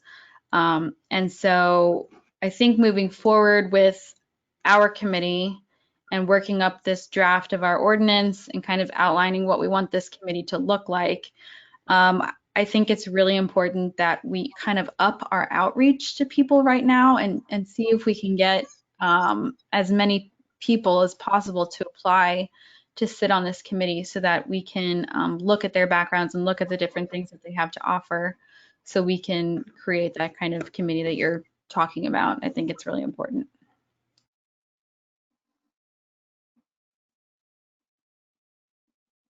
Well, just as a follow-up, if you don't bring these major stakeholders on board, you're liable to find some of them becoming obstructionists rather than allies. So it's a need for a strategic effort to reach out and incorporate them, not only on the execution or the implementation or the tactical level, if you will, but also on the strategic level as well. Thanks, John, and thanks, Ashley. We have a motion and we have a second, so let's open this up to public comment. Caller 7. Caller Hello? 7. Yeah, Tom. Oh, sorry. This is Tom Casey. So this issue about renewables, I'm a big advocate for renewable energy and electric. I have 2 hybrid cars, recycle, but there's some points here that need to be understood.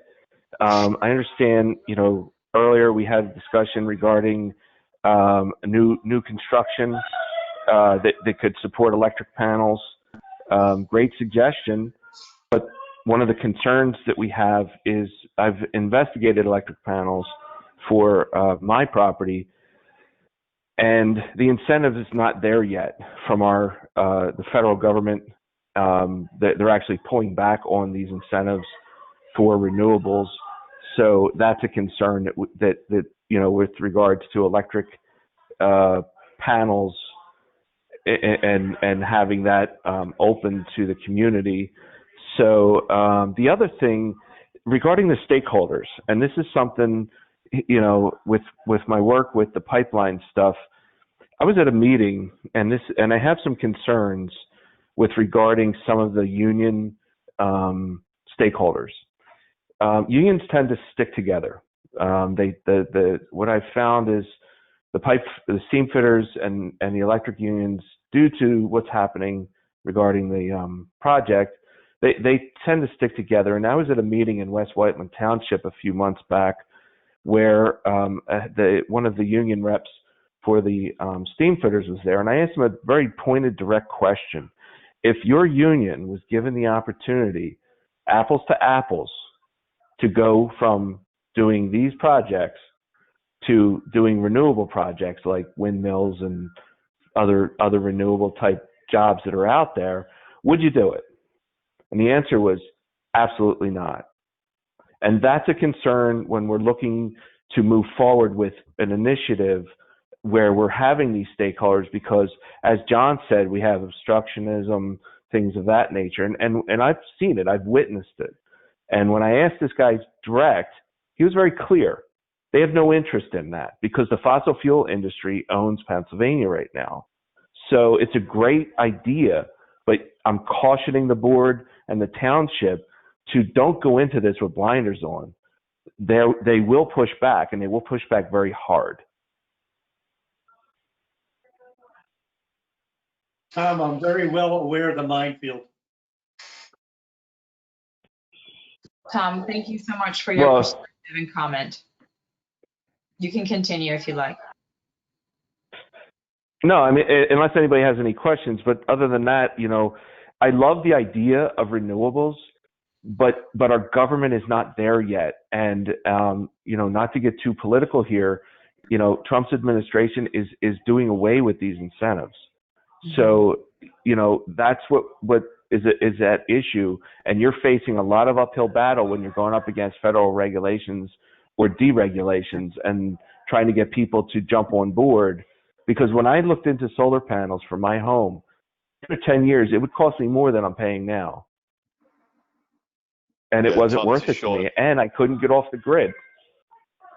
Tom, this is Sean. I ahead, agree Sean. with what you're saying about where we are now. I do think what we're really asking is for developers on this new construction, just to give people the opportunity so that down the road, when if the continued decrease in the cost of solar panels continues, if in 5, 8, 7, 8 years there is better incentives or other cost factors that make it more viable to install solar roof panels, as a homeowner, wouldn't it be great if your roof was ready to go, if you had the circuitry and the space in your electric box ready in new construction, you'd be all set to do the project, versus no, the roof can't hold the panels, you've got to spend another $5,000 to truss up the roof. It's just trying to get the mindset today where it needs to be to enable it in the future. Thank you. No, and that's a great point, to enable it for the future. But I'm hoping that our state legislature allows for, because one of the things you can't do with with solar panels is get off the grid. You're not allowed to generate your own power. So that's a little bit of a concern, and I'm just pointing it out. But great idea. Move forward. Thank you. Thank you again for your comment. Okay. We're going to move to item, I think it's now 14. Nope. You didn't ask take on the a vote, Robert. You have to take a vote, Robert. Okay. All right, all in favor? I'll start with Ashley. Aye. Hugh? No. Okay. John? Aye. Sean? Aye. Robin? Aye.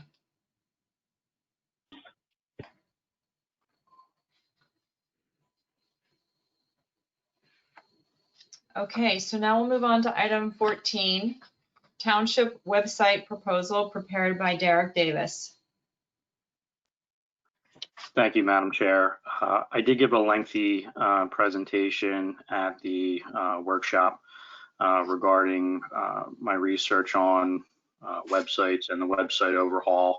I think I made it very clear in that meeting that I thought this needed to be done. We're in need of a little bit of an overhaul with our website to make it a little bit more user-friendly, provide a 21st century look, if you will, and be able to set the foundation for the website to essentially be ready for what we want to see in the future: online payments, better documentation management, things like that. So with that said, at the conclusion of the workshop, I sort of said that Civic Plus was, in my opinion, the best option to go with, and I was asking for a board vote tonight to sort of go with that option.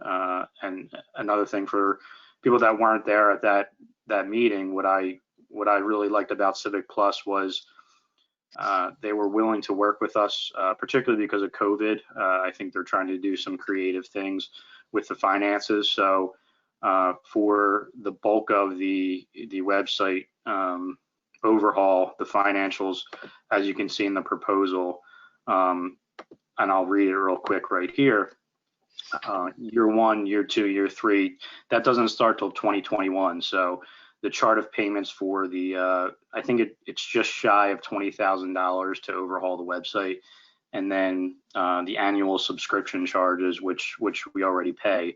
And I think it's slightly less than we pay now for the annual subscription charges, but they're allowing us to push out the overhaul for 2021, 2022, and 2023. So we're looking at $6,396 for each of those years. And again, we can sort of push the payments until January as long as we sign by the end of this month. And I think I said at the last meeting, I usually don't like deadlines when vendors give them.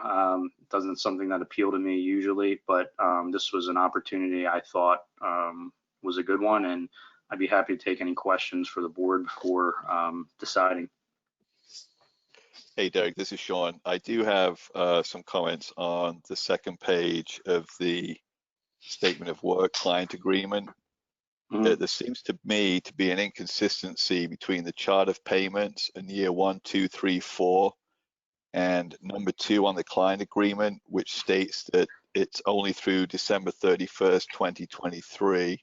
From what you just said, if it's a 4-year agreement starting in 2021, this should be through December 31st, 2024, not 23. So if you could look into that and get that corrected, that would seem to make sense to me. Otherwise, it's really a 3.5-year agreement from signing, which would be potentially imminent if we approve this only through the end of 2023 with a 4-year payment schedule, which doesn't seem to make sense. So I think what it is, Sean, is it would be 4-year commitment, but the first 3 years are where we're paying the initial overhaul. If you sort of look at the 4th year, that goes away. Yeah, if you could just get the client agreement number 2 revised to reflect that more clearly, then I would be more comfortable.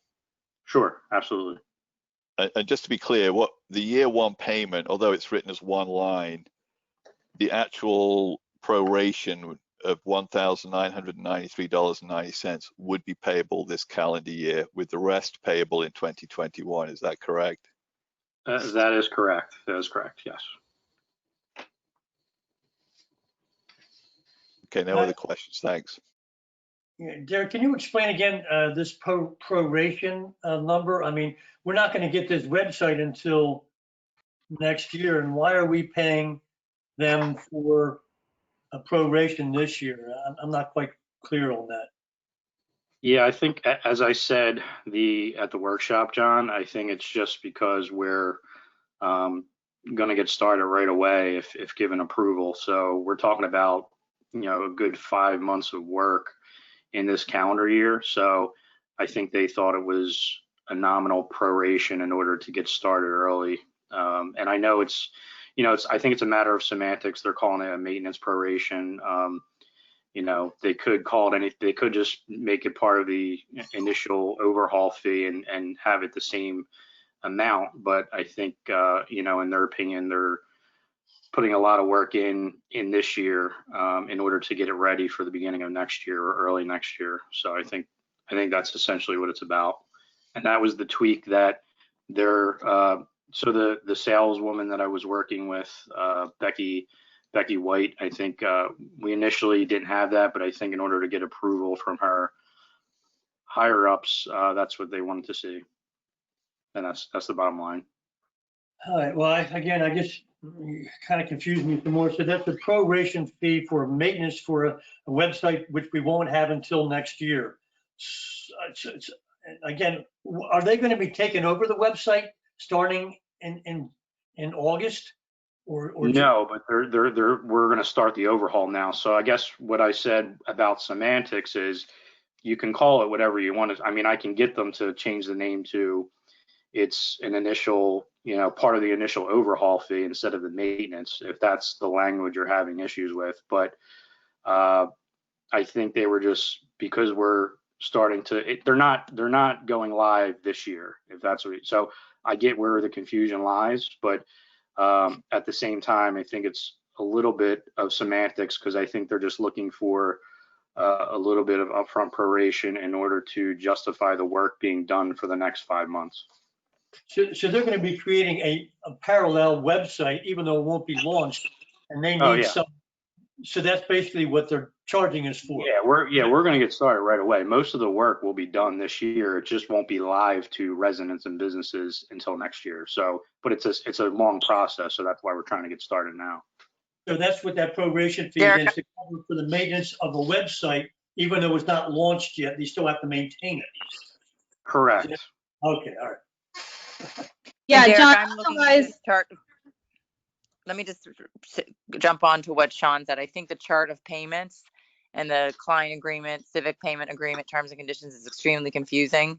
I think that that's what's giving people concern. And I think if we can just, I mean, I think that the deal I understand, and it sounds like the only payment owed in 2020 is the $1,993.90.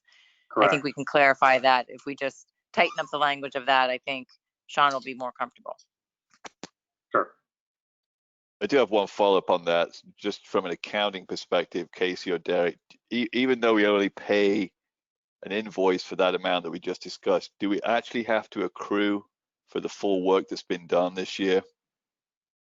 In other words, if the design is done by the end of the year, are we going to have to accrue for the full 13,000? That would be a question for Steve at Barbicane. It's a professional contract, so it's not like it's a fixed asset that we, purchased near the end of the year and we put a down payment on a truck and we paid the rest. We own the asset, but we didn't pay the full payment. You could consider that professional services, so it's an ongoing basis essentially. I wouldn't necessarily, even though we wouldn't necessarily do a purchase order for the full amount because we're going to straddle years. So, I would do a purchase order for the amount we owe this year and then start up January 1 on a next purchase order for the remainder for next year. That would get you out of that accrual issue. Yeah, that would work. Thank you. Yep. Okay, any other comments from other board members or questions? are we in a position? Oh, sorry. Go ahead, John. I just want to thank Derek for his work on doing this research. Looks like he did a pretty thorough job. Thanks, Derek. Thank you. Okay, Ashley, you can go now. Oh, you still want to talk? There you go. I was just going to say, are we in a position to make a motion to vote on this right now? To proceed with this contract? If it's possible to make the motion with the contingency that I get the language a little bit more clear, I would prefer that if the board so see fit, because I can get the contract signed and ready to go. I mean, and no, it's not an urgent matter, but I would like to get the website overhaul, Well, you know what, Derek? I disagree. I think it sort of is an urgent matter. As I said at the workshop meeting, I look at this more as an investment in communication with our residents and not so much a cosmetic improvement. So I actually do think that it's priority right now. And so I would like to make the motion to proceed with the contingency that we clarify that part of the contract that Sean had asked to be clarified. And I'll second that. Okay, any public comment?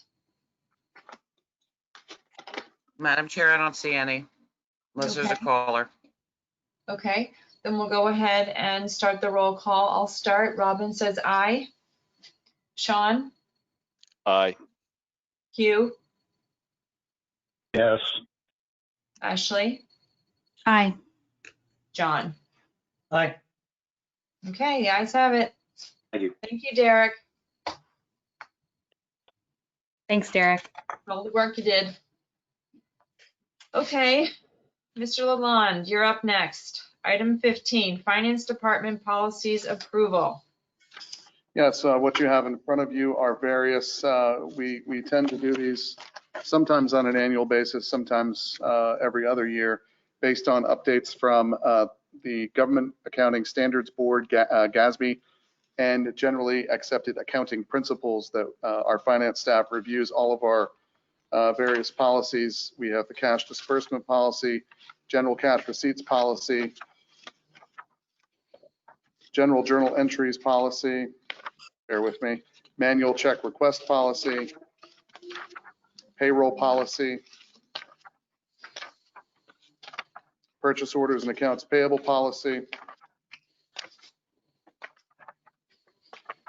the real estate tax collection policy,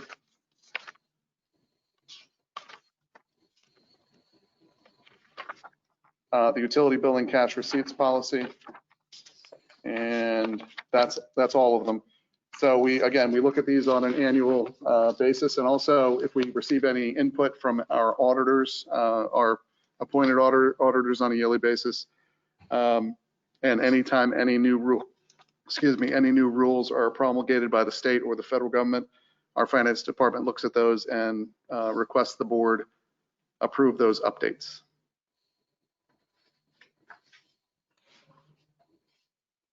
Casey, I have a question on the Sure. utility billing cash receipts policy. Yep, just a second, let me get to that. Yes, go ahead. Yeah, on receipt of monies, that section, there's added in a new way that funds are received, which is the ACHE lockbox. Could you describe to me what funds are being received by that mechanism and how it's working? Absolutely. So our customers, whether they be commercial or residential, can do a bank transfer by ACH, which goes into a lockbox with TD Bank. They can do essentially an electronic transfer from their bank account to ours to pay their quarterly bills. So we wanted to include that as an official method of receipt of those funds.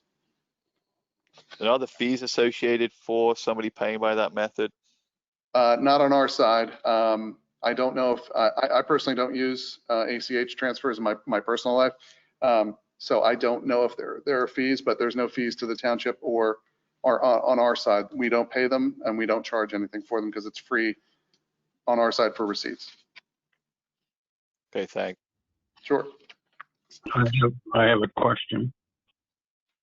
Yes, sir. Okay, on the general cash receipts policy on the third and fourth page, okay, there's an indication that the cash deposits can be transferred or taken to the bank by one person. I'd like to see that with two people. Okay, I don't understand. Two people in a car, or I don't understand. Just two people. Well, that you have a person that's taking the money, so you have the finance director or whoever, sure, and that person be accompanied by another person in the office or the PD. Okay, we can't currently do that because of COVID, and we have not done that before. We don't have a lot of cash, Hugh, in all honesty. It's very little cash. So it's well, infrequent. Then change the phrase to say that the second person when possible. Okay. Does the rest? Actually, I support that. I do believe that there should be two people involved in any cash handling. I support that. But it's not cash handling. The person doing the deposit is separate from the person doing the actual deposit, physical deposit. And then when the person comes back, they have to give us the receipt from TD Bank. So it's just another. There's one person driving in a car with cash or checks. What are we talking about? Cash. Just cash. Cash. Very little cash. One person with cash goes to the bank, deposits the cash, comes back to the township with a receipt from the bank. Correct. And gives it to the person who wrote up the deposit to double check as a check. Okay, well, I mean, I think that's a second control. I mean, do you agree? Yeah, I mean, no offense, I'm not sure what you would want this other person to do in the car except provide security, but we're not trained as security officers. And I can't even think of having a police officer accompany us on a bank deposit, no offense. It's verification, Casey, that the bank bag gets to the bank intact. Okay, but all those controls are here already, Hugh. That person is not doing the deposit ticket. Another person is doing the deposit ticket and then is double checked by the person who wrote the deposit ticket up, totally separate in our policy. So that same person's not doing all parts of the transaction. Yeah, that I understand. That's internal control. Right. But the loose part is the second person taking the money to the bank. Okay, I don't understand. If we for some reason had a big cash transfer, you'd want it escorted. So where possible, it should. We never have more should have that. We never have more than what? Than what? A couple of $100 in cash. Okay, so person A takes $500 cash to the bank. He gets a receipt. He or she gets a receipt. They come back to the township. The receipt says $500 was deposited. Correct. And it's double checked by 2 or 3 staff members upon that return, and then reconciled by yet a fourth person upstairs. I don't want to beat a dead horse. So let's go to the general. Let's go to the general journal entries. Okay. Do we have for miscellaneous entries? Do we have a separate verification procedure for those as to how they originated and who originated them? Well, yeah, that's included in the Munis software. All transactions are recorded and they are unalterable. If someone alters a transaction, it shows up in the audit trail. I mean, the actual physical audit trail in the software, and the software cannot be broken. So, well, how about the generation of the journal entry to begin with? That's done by, depending on the department, either a finance person, and then they're triple checked by our staff accountant and then the finance director separately. So they're checked 2 or 3 times after the journal entries are made. So is that outlined in the procedure, Casey? I believe so.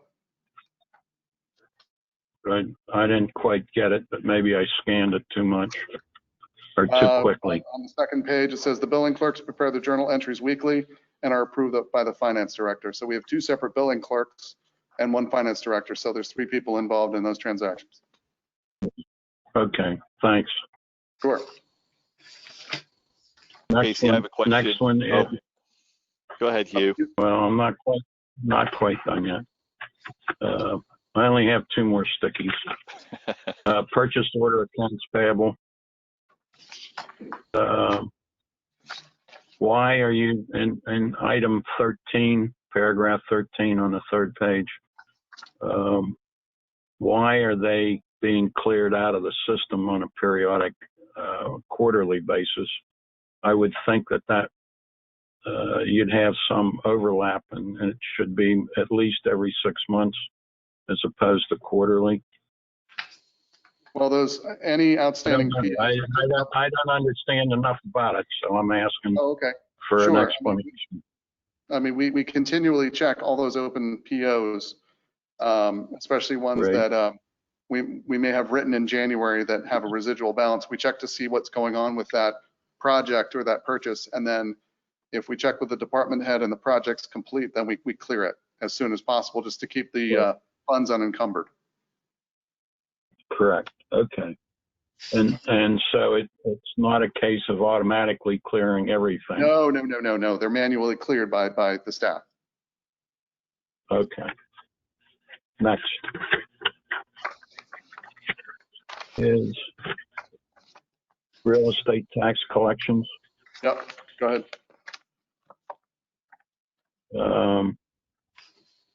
The collector compensation. Yep. I would suggest that the tax collector, since he's not doing a great deal of work, and our assistant tax collector or the clerk in the office is doing 90% of the work, that his salary be cut maybe to 5,000 from 25,000 or whatever it is today. Okay. Well, I would disagree with you how much work he does. She doesn't do 90% of the work by any means. So, but that is up to the board. You have to do that. Well, and actually, Mr. Lalonde, I need to interject here. It's against the law to change the salary of a sitting tax collector until I'm well aware of that. He has I'm to well aware of that. I'm okay. not Well, it has to be that, going forward for the next one. Okay. I just want to make Correct. sure. Yes, Kristen. What I was going to say was the board can change it between January and February 15th of next year for the following election. Okay, that should be looked at, and I am well aware of that. last sticky. Receipt of the money in the ACH Lake Blocks box is what you discussed earlier. Yep. And is that working well for you? Yeah, we have a lot of customers who do use that. They, you know, it's a new generation, and a lot of our utility billing customers do pay by ACH. Okay, does that fit with our current accounting package? Yes, we have no issues with that at all. Okay, thanks. I'm done. Thank you very much. Casey, this is Sean again. I do have a follow-up to Hugh's comment about the collector compensation. Sure. I would like to suggest that between now and January of next year, when we have the opportunity to review and act on the collector compensation, that we do an assessment of the hours that are required for the collector to do their duties as they're doing them today, where you do have a deputy tax collector, someone on township staff doing, as Hugh described, a majority of the work. So I would like to know really how many hours are spent with internal staff doing tax collection work, and what realistically and honestly we believe the hours are being spent by our elected tax collector. Based on that, we can then make a reasoned judgment as to what the hours times the compensation rate should be, and therefore the compensation for that role as we go into that next period. If Sure, I was going to suggest that anyway. Later this year, since we have the election coming up next year for the position, we always relook at that compensation on a every 4-year basis. So yeah, definitely. Thanks, Sean. Yeah, I support that as well. Likewise. Can I ask a question, please? I just have one. Sure. Go right ahead. It is under the purchase orders and accounts payable policy. Yep. It's the highlighted paragraph for emergency purchases. I just want to make sure that we're covering our bases here by, the verbal approval must be obtained by the township manager and a follow-up purchase order. I mean, I guess my question is verbal approval in this instance the best thing? Well, typically it's 3 o'clock in the morning and one of our one of our signals has been knocked down by a driver. So that they typically will put in a purchase order then the next business day, which then goes through the normal process. But any emergency purchase like that, everybody always checks with me to ensure. So they'll call you, at 3 in the morning and say, it's a text, an email, a phone call. We have to get it done because we have to get a signal back in service. Or, I mean, I honestly have not had a request for an emergency purchase in quite a long time. It's typically few and far between, to say the least.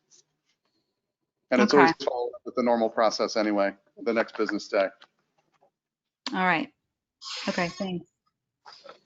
And if I can ask, in that same policy that we're looking to approve tonight, also in the purchase order section, in the yellow it says all unbudgeted expenditures in excess of $1,000 must be approved by the Board of Supervisors. I surmise that that's a change. What was it before? What was the dollar amount before? Or has that whole section been added? I can't answer that. I will have to send you an email tomorrow. It may have been $500 or $750. It was close, but I don't know the number right off the hand. So it's just raising the threshold is basically what. Correct. And I can't recall the last time we updated that number. So we'll check that tomorrow, and I'll send an email to you guys. Okay. And following up from that, that only applies to POs, right? It doesn't apply to wages or salaries or anything like that. Okay. Correct. Anything that's budgeted. And again, we don't have any unbudgeted salary expenditures. We have overtime budgets, et cetera. So all those costs are contained within the budget. This will be strictly almost in that emergency. And I mean, all of our line items, street signals, everything else, we have a budget for repairs if something happens. So that kind of goes a little bit hand in hand as well. Okay, and then following up on your comment on revision, I noticed most of these policies, not all, but most of them, well, all of them have an effective date of 2013. And a few have some revision dates since then, but all of them have effective dates 2013 and revision date as of today. My question is, and I've just been on the board since the end of January, is this something that is done every year? Does the board have to review these policies every year and sign off on them? No, not every year. We only bring it back to the board when we have changes to be made that reflect current law or just like Chief Carroll's operations manual, whenever it has to be updated, it has to be updated. For example, the purchase orders and the accounts payable policy was updated last in 2018. That's because a requirement came through at that time for something. So these are updated as they have to be. Okay, I'm just curious. I mean, we have 8 of them. John, if I can answer you. I'm sorry, John, if I can answer you, the accounting review board meets biannually, so it could be every other year. In many cases, a lot of these reviews and updates are as many as 4 to 6 years difference. So it depends on what the accounting boards have produced. Right. I'm just curious. So some of these haven't been reviewed or updated, I should say, since 2013, but others have. But it's done on a continual basis anyway. I'm just trying to understand the revision dates here. Okay, we only update the policies with the board when they have to be updated. We don't do this on an annual basis. I mean, our finance policy manual is 2-3 inches thick.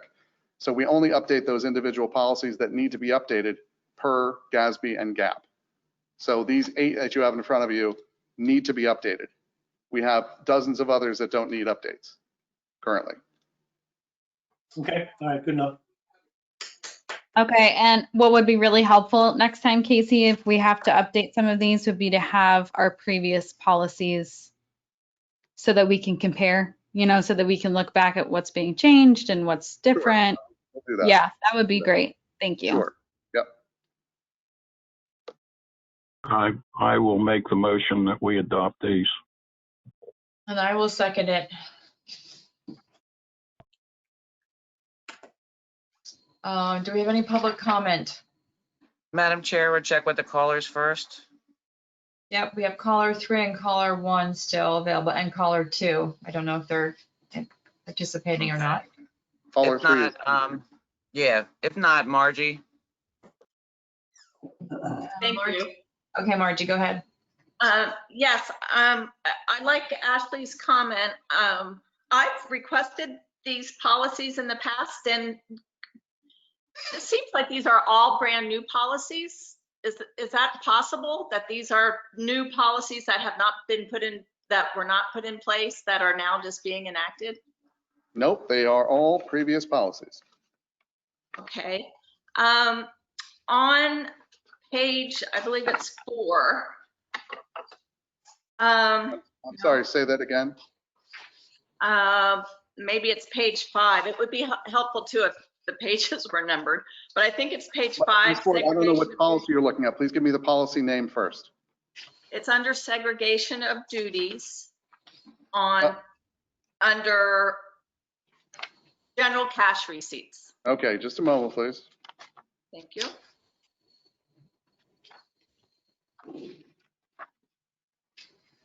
And this is probably more a question for Ms. Camp. These are policies, but it's saying that in the first paragraph, and then also under safekeeping, numerous times it'll say reconciling records should be separated. Should it not be shall be? Because if these policies aren't followed, how would it be possible to reprimand somebody if the policy is, well, it just says we should do it, but doesn't say we have to do it. So should the policy, these words, doors should be locked, be changed to doors shall be locked at all times? Large sums of cash shall be counted and handed, not should be counted? Well, these are policies, not laws, so using shall, should.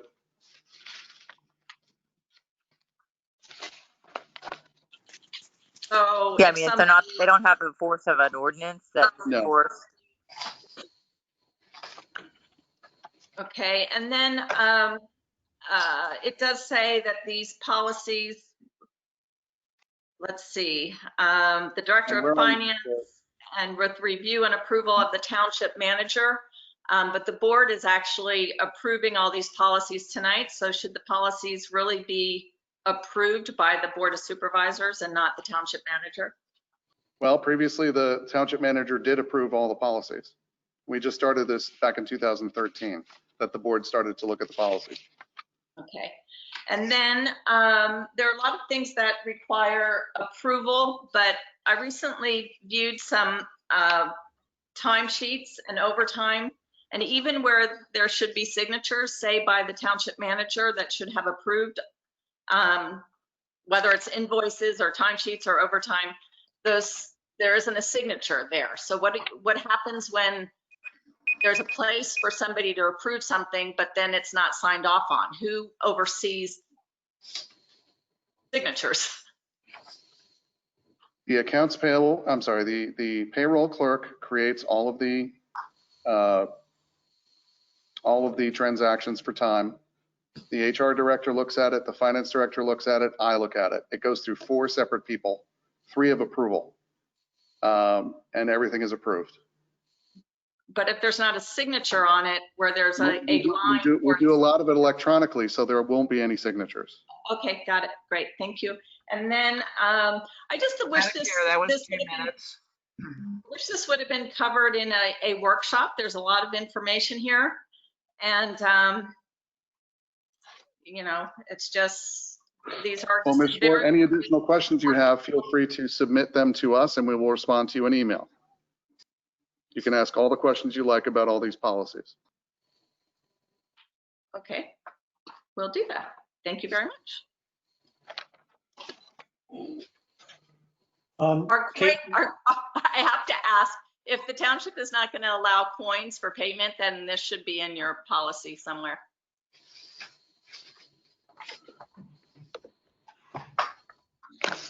Okay, there's a motion and a second. Any other comment? Sorry, Robin.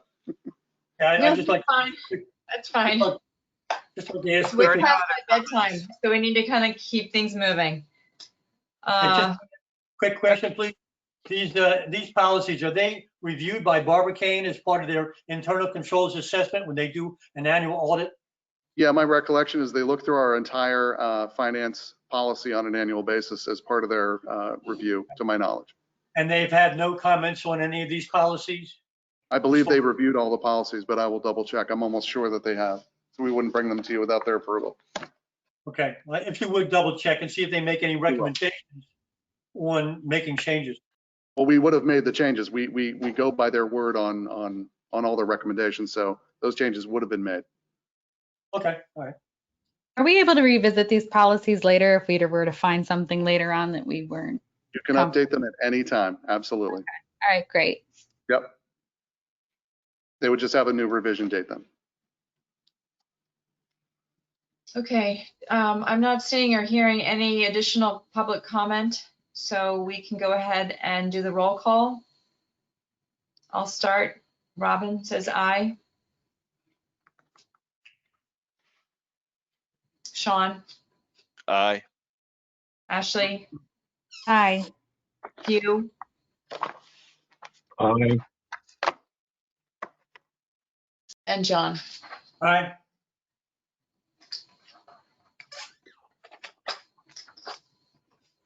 Okay, we're going to move on to item 16, chapter 57, Parks and Recreation Areas Ordinance Amendments, led by Kristen Camp. Thank you. So Casey had asked me to take a look at chapter 57 of the West Goshen Code, which is your Parks and Recreation chapter. And given COVID and in the early stages where athletic facilities and clubs and certain organizations were unable to hold things inside, there was an increase in the use of your parks. oftentimes by profit organizations that did not obtain permits or approvals from the township. So Casey asked me to take a look, and he and some staff members reviewed some suggested changes to Chapter 57, specifically to prohibit for-profit organizations, associations, groups, leagues, corporations, partnerships, regardless of size, that are not affiliated with the township and are not sponsored by the township. They cannot be using the township parks for their business uses. The language, that's an addition to Chapter 57-3, paragraph E1. That's a whole new paragraph.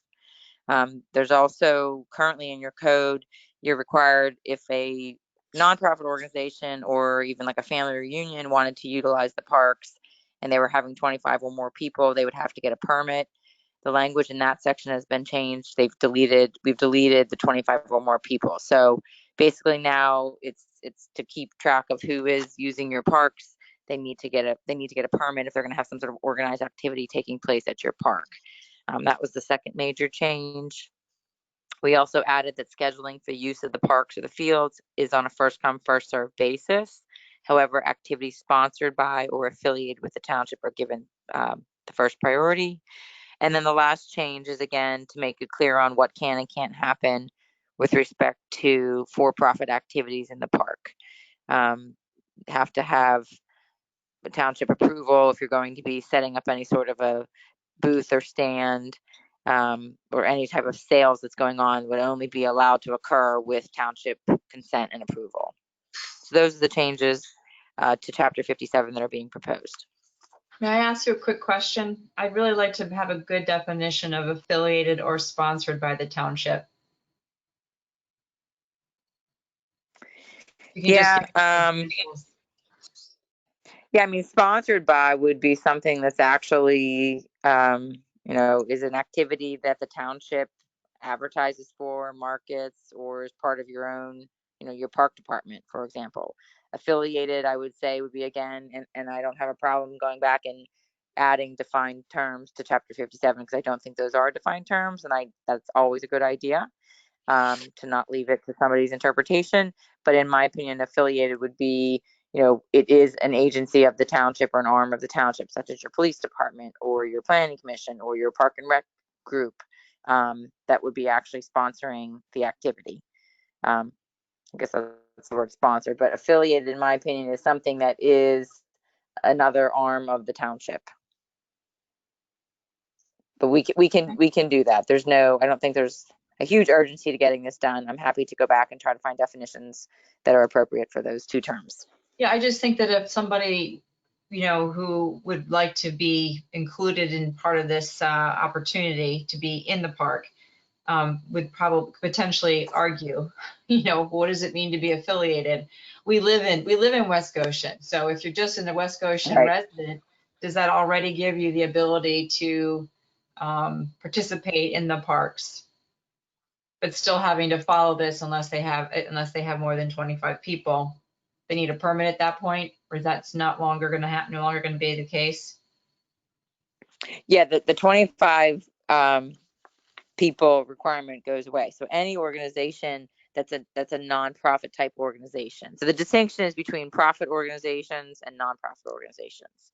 Okay. So right now, what you're seeing is you're seeing a lot of group fitness type entities that are organized for-profit enterprises that, because they were unable to utilize their own buildings, or if they, for example, I don't know if trainers could probably use their own home, but if, for example, ACAC was closed for quite some time. So if by chance ACAC said, oh, you know what, we're just going to go ahead and use the West Goshen Park because it's close enough, that's what really this new paragraph is trying to prohibit, that you cannot utilize township parks for your profit gains. The second paragraph is, though, if there's an organization, a baseball league, my family reunion, or some other gathering that was going to be any amount of people, but it was a preordained, pre-scheduled, organized activity, I would need to obtain a permit in order to do that. Okay. But I agree. We can go back and further clarify and define affiliated and sponsor, because I think that could be subject to interpretation. Yeah, I mean, with like the LA Fitness, right? Like do they pay any kind of business taxes in West Goshen? I mean, shouldn't, Well, like, they is that an pay property affiliate tax. kind of thing? Well, Yeah. they rent their space. So Goshen Shopping Center pays property taxes. We get a little earned income. But the biggest problem that we have seen up at the park, especially community park, are if this were a non-COVID year, we would have summer camp, we would have clinics, sports clinics, and other permitted picnics, et cetera, et cetera. Those activities would then conflict with ACAC or LA Fitness, or even a lone trainer working with a couple of people in the park. That's what we're trying to prohibit here, because then the staff have to get called and the police get involved if people get out of control, or with getting into conflicts using a pavilion. Another example, I think it was last week, we had a local nonprofit group take over the community park pavilion for several hours, and no one else could use it because they were taking up a vast majority of the picnic tables underneath, because they couldn't do what they had to do at their location. So they came in with no permit and took over our pavilion for hours, and no one else could use it. So that was a conflict in itself, because then no one else could use the pavilion for hours. I think the other thing to be aware of, and this is why you have a permitting process, is that if those types of events are occurring and they're not to your knowledge, you're responsible for what goes on in your parks. And if, God forbid, an accident or an injury occurred, the permitting process is for you to do the research and the due diligence in advance of the activity, so you can determine whether it's an appropriate activity or not. Because if somebody were to be injured, you're going to be sued. So you need to be able to assess and determine whether that activity should be permitted or not permitted. And is this enforceable? I mean, is it going to be the kind of thing where we're going to be able to enforce? I mean, are people at the parks enforcing this? Yeah, I mean, we have never, it goes back to Community Parks founding in 1996. We've never allowed for-profit activities to take place, such as tennis lessons or anything that's non-township sponsored. So this is just a codification of what we've been doing for 20 plus years, almost 30 years. I have some concerns here, and I expressed them to Casey in an email prior to tonight's meeting, but I'm going to kick this to a higher level, I guess. My concern is the constitutional one of the United States of America, and that is the right of the people to peacefully assemble. I have a real concern about that. If we begin to mitigate the right of our citizens to utilize our facilities to peacefully assemble, I think that could be a legal litigation issue. So I am concerned about that, particularly with increase in the number of days that an individual would have to submit a request for a permit from 3 days to 10 days. I don't think that is warranted. I think there could be a problem. I don't want to see our police department being put into a situation where they will become in a confrontational situation with a lawful assembly becoming unlawful because of the wording of an ordinance that we would pass. I think that becomes problematic. So that's number one on my list, I guess, with these changes that are being proposed here. And with that same paragraph there, number 2, as it's being proposed, which is number 1 in the existing ordinance, my reading of that is no person, striking the words composed of 25 or more persons, shall hold any meeting, gathering, or activity without first getting a permit. So technically, I can give Sean a call, and Ashley and Hugh and Robin, and say, yeah, let's get together for a barbecue one Saturday at the pavilion at the Westchester Community Park, and we would be acting illegally because we did not meet these permit regulations. We didn't have 25 people, but nevertheless, we're having a barbecue and the pavilion there at the community park. So then that would become an issue the way this proposed reading is. So that's my second concern. My third concern is that the new writing, number one here, stating that no for-profit organization can utilize any of the township parks for business use. All right, I get that, that can be a problem, and I'm hearing the stories that have just been related, but then there seems to be a discrepancy with the wording as it's being proposed by Ms. Camp in section I, which would allow such activities to occur, but under the discretion of the township. And then the question then becomes is, well, who is that? Is that going to be the township manager? Is it going to be the Parks and Recreation director or the Parks director? Who's going to make that call that would allow for-profit activities to occur, and to what extent? I find this. Well, that's not what paragraph I says. That's not what paragraph I says. But it seems like there needs to be some fine tuning of this. It's as Robin said, it's late. It's 3 hours into a meeting, so I don't think we're gonna. I would happy to look at your concerns and go over them with you.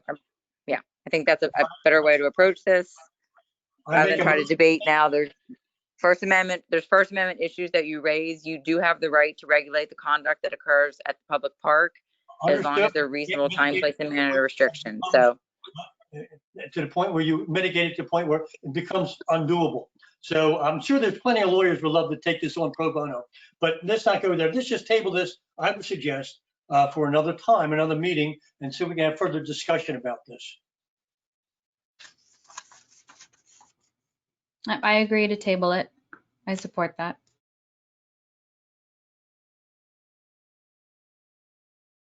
Okay, so Kristen, you'll follow up with John, or John, you'll follow up with Kristen in terms of having a conversation about what could be tightened up in terms of the changes that have been made, and raise some of the concerns and how we might find solutions to those concerns.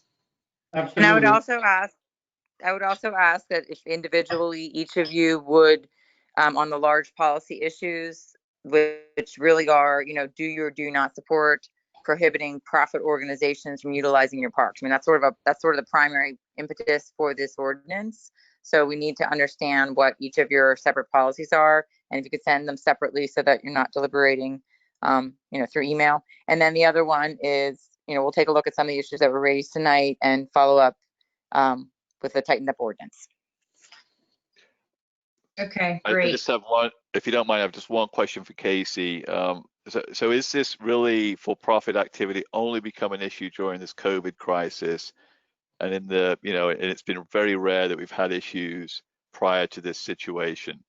No, we've had for-profit issues since I've been here for 14 years, whether it's trainers or tennis pros, food trucks wanting to move into the park to serve lunch all day. We would have chaos in our parks if we allowed all this just willy-nilly for-profit activity, in my opinion, in practicality. But what you're saying is it's the COVID crisis that's brought it to the breaking point for you today to ask for this to be looked at. Yeah, I mean, we're on the cameras, periodically through the day. We have one trainer in particular. He will go in and take over the amphitheater all day to do his training with various people who show up. That precludes the use of anybody else. And again, in a non-COVID year, we have summer camp going on right now. We have other sports township related events going on. We'd have to kick them out. So we're just trying to get ahead of this and codify this before it gets even worse. Go ahead, Dave. Yeah, we're just trying to clear this up a little bit because we know we're going to have this issue down the road. We had a group of 50 up there today. The trainer that Casey spoke of is at the community park. He's at Barker Park, and I believe he's down at Coopersmith. I've seen him down there a couple times. The tennis courts, both Lambert Park and Community Park, we've got a tennis pro that's tying the courts up so that other residents can't use it. But we really need to clean the ordinance up so we can go up and say, hey, according to this, you can't do this. You have to open this court up so that these two residents can play. We had one group earlier this year were affiliated somewhere. It was a team of some sort. They were running around. They were as they were passing people, they were coughing, just making light of the current situation. But by the time we got word of it, they weren't there, but it really upset quite a few people walking around the path. It's just, it's a bad thing to have in a number of these situations. Dave, would you mind if I reached out to you? I'd like to Yeah. learn a little bit more about your concerns. Sure. Okay. Okay, so we're going to go ahead and table this discussion, and we'll follow up with it maybe at the next workshop. So we have 3 items to complete this evening. One is the treasurer's report. We have to approve the bills. I also have item number 17, which is 2020 mid-year budget review. And I'm going to put this out to Sean, whether or not we should, at this hour, discuss it, or whether we should add that back to the August workshop, where we might have more attention to the amount of work that the township staff have done to reduce expenditures and come under the threshold that we wanted to see, where we could find enough money to cover any of the losses that we already had. So I'll leave it up. I'm happy to table it till August the whatever it is 2nd. It's fine. August, it's only a 5-minute conversation, so hopefully, unless the board decides it wants to take further action. So Yeah, I'm just thinking to be helpful, because when we had the conversation with the staff, to broaden it out so that more residents could see the effort that was undertaken by the staff. That's really my only concern is I think when it's this hour of the night, it's hard to get people to pay attention to it anymore. All right, so we'll move on. Does anyone here also have an objection to us doing that? Not tabling yet? Okay. So let's move on to item number 18, June 30, 2020 Treasurer's Report approval. Hopefully you've been through it and have had a chance to review the information. Anybody want to start with any questions or comments? I'll make the motion that we approve it, and then we can get a second and then go ahead to the comments. Okay. I will second approval of the treasurer's report to pay the bills for this month. Okay, very good. All right, do we have any public comment on the June report, treasurer's report? Madam Chair, Margie does. Okay, Margie. Thank you. A couple questions. Under, I believe it's general fund. I don't have the report in front of me. I just have notes. But the payroll, there was a payroll increase from one pay period to the next of almost $85,000. And what was that attributed to, if anyone knows? My recollection, we had a retirement of one of our sergeants in the police department. That was his payout for sick time. And since he's been here for 40.5 years, he did receive a healthy payout for sick time. Okay, and then he would have received the drop payments as well? That's out of the pension. You don't see that as part of these reports. Okay. And then there's almost roughly $75,000 worth of engineering fees. Who reviews those invoices? Dave Woodward, myself, the accounts payable clerk, and the finance director. We all review those. Okay. And then the Munis software that has been mentioned a couple times tonight, is that a Carroll engineering software? Munis is Tyler Technologies from Texas. We've had that software since 1999. Okay, and I think that's all I had. Thank you. Thank you. All right, so we have a motion and a second. Is there any other public comment? Sure, it shouldn't be. Hearing none, let's go ahead and do the roll call. I'll start. Robin says aye. Sean? Aye. Hugh? Aye. John? John, unmute. Sorry. Aye, it's getting late. Okay, thank you. Ashley? Aye. All right, fantastic. All right, so we have finished the main item of the evening that must be done today. We're going to then ask if there's any final public comment as item 19. Do we have to sign that treasurer's report? Madam Chair, I don't see any. Okay. Do we need to sign this treasurer's report, Casey?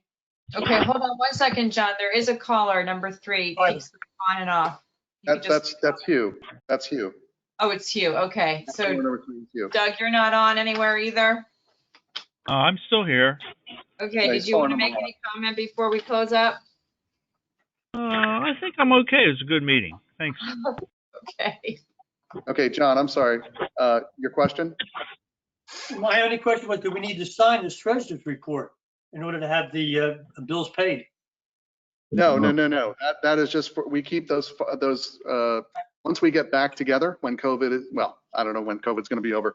I'm going to have you sign all those documents. Your verbal approval and that goes in the minutes is all we need. We keep those on file. It doesn't go anywhere. I'll make a motion, we adjourn. I make a second that we adjourn. All right, all in favor of adjourning? Aye. Bye. Thanks, everybody. Have a great night. All right, Good night. everyone. Take care. Good night.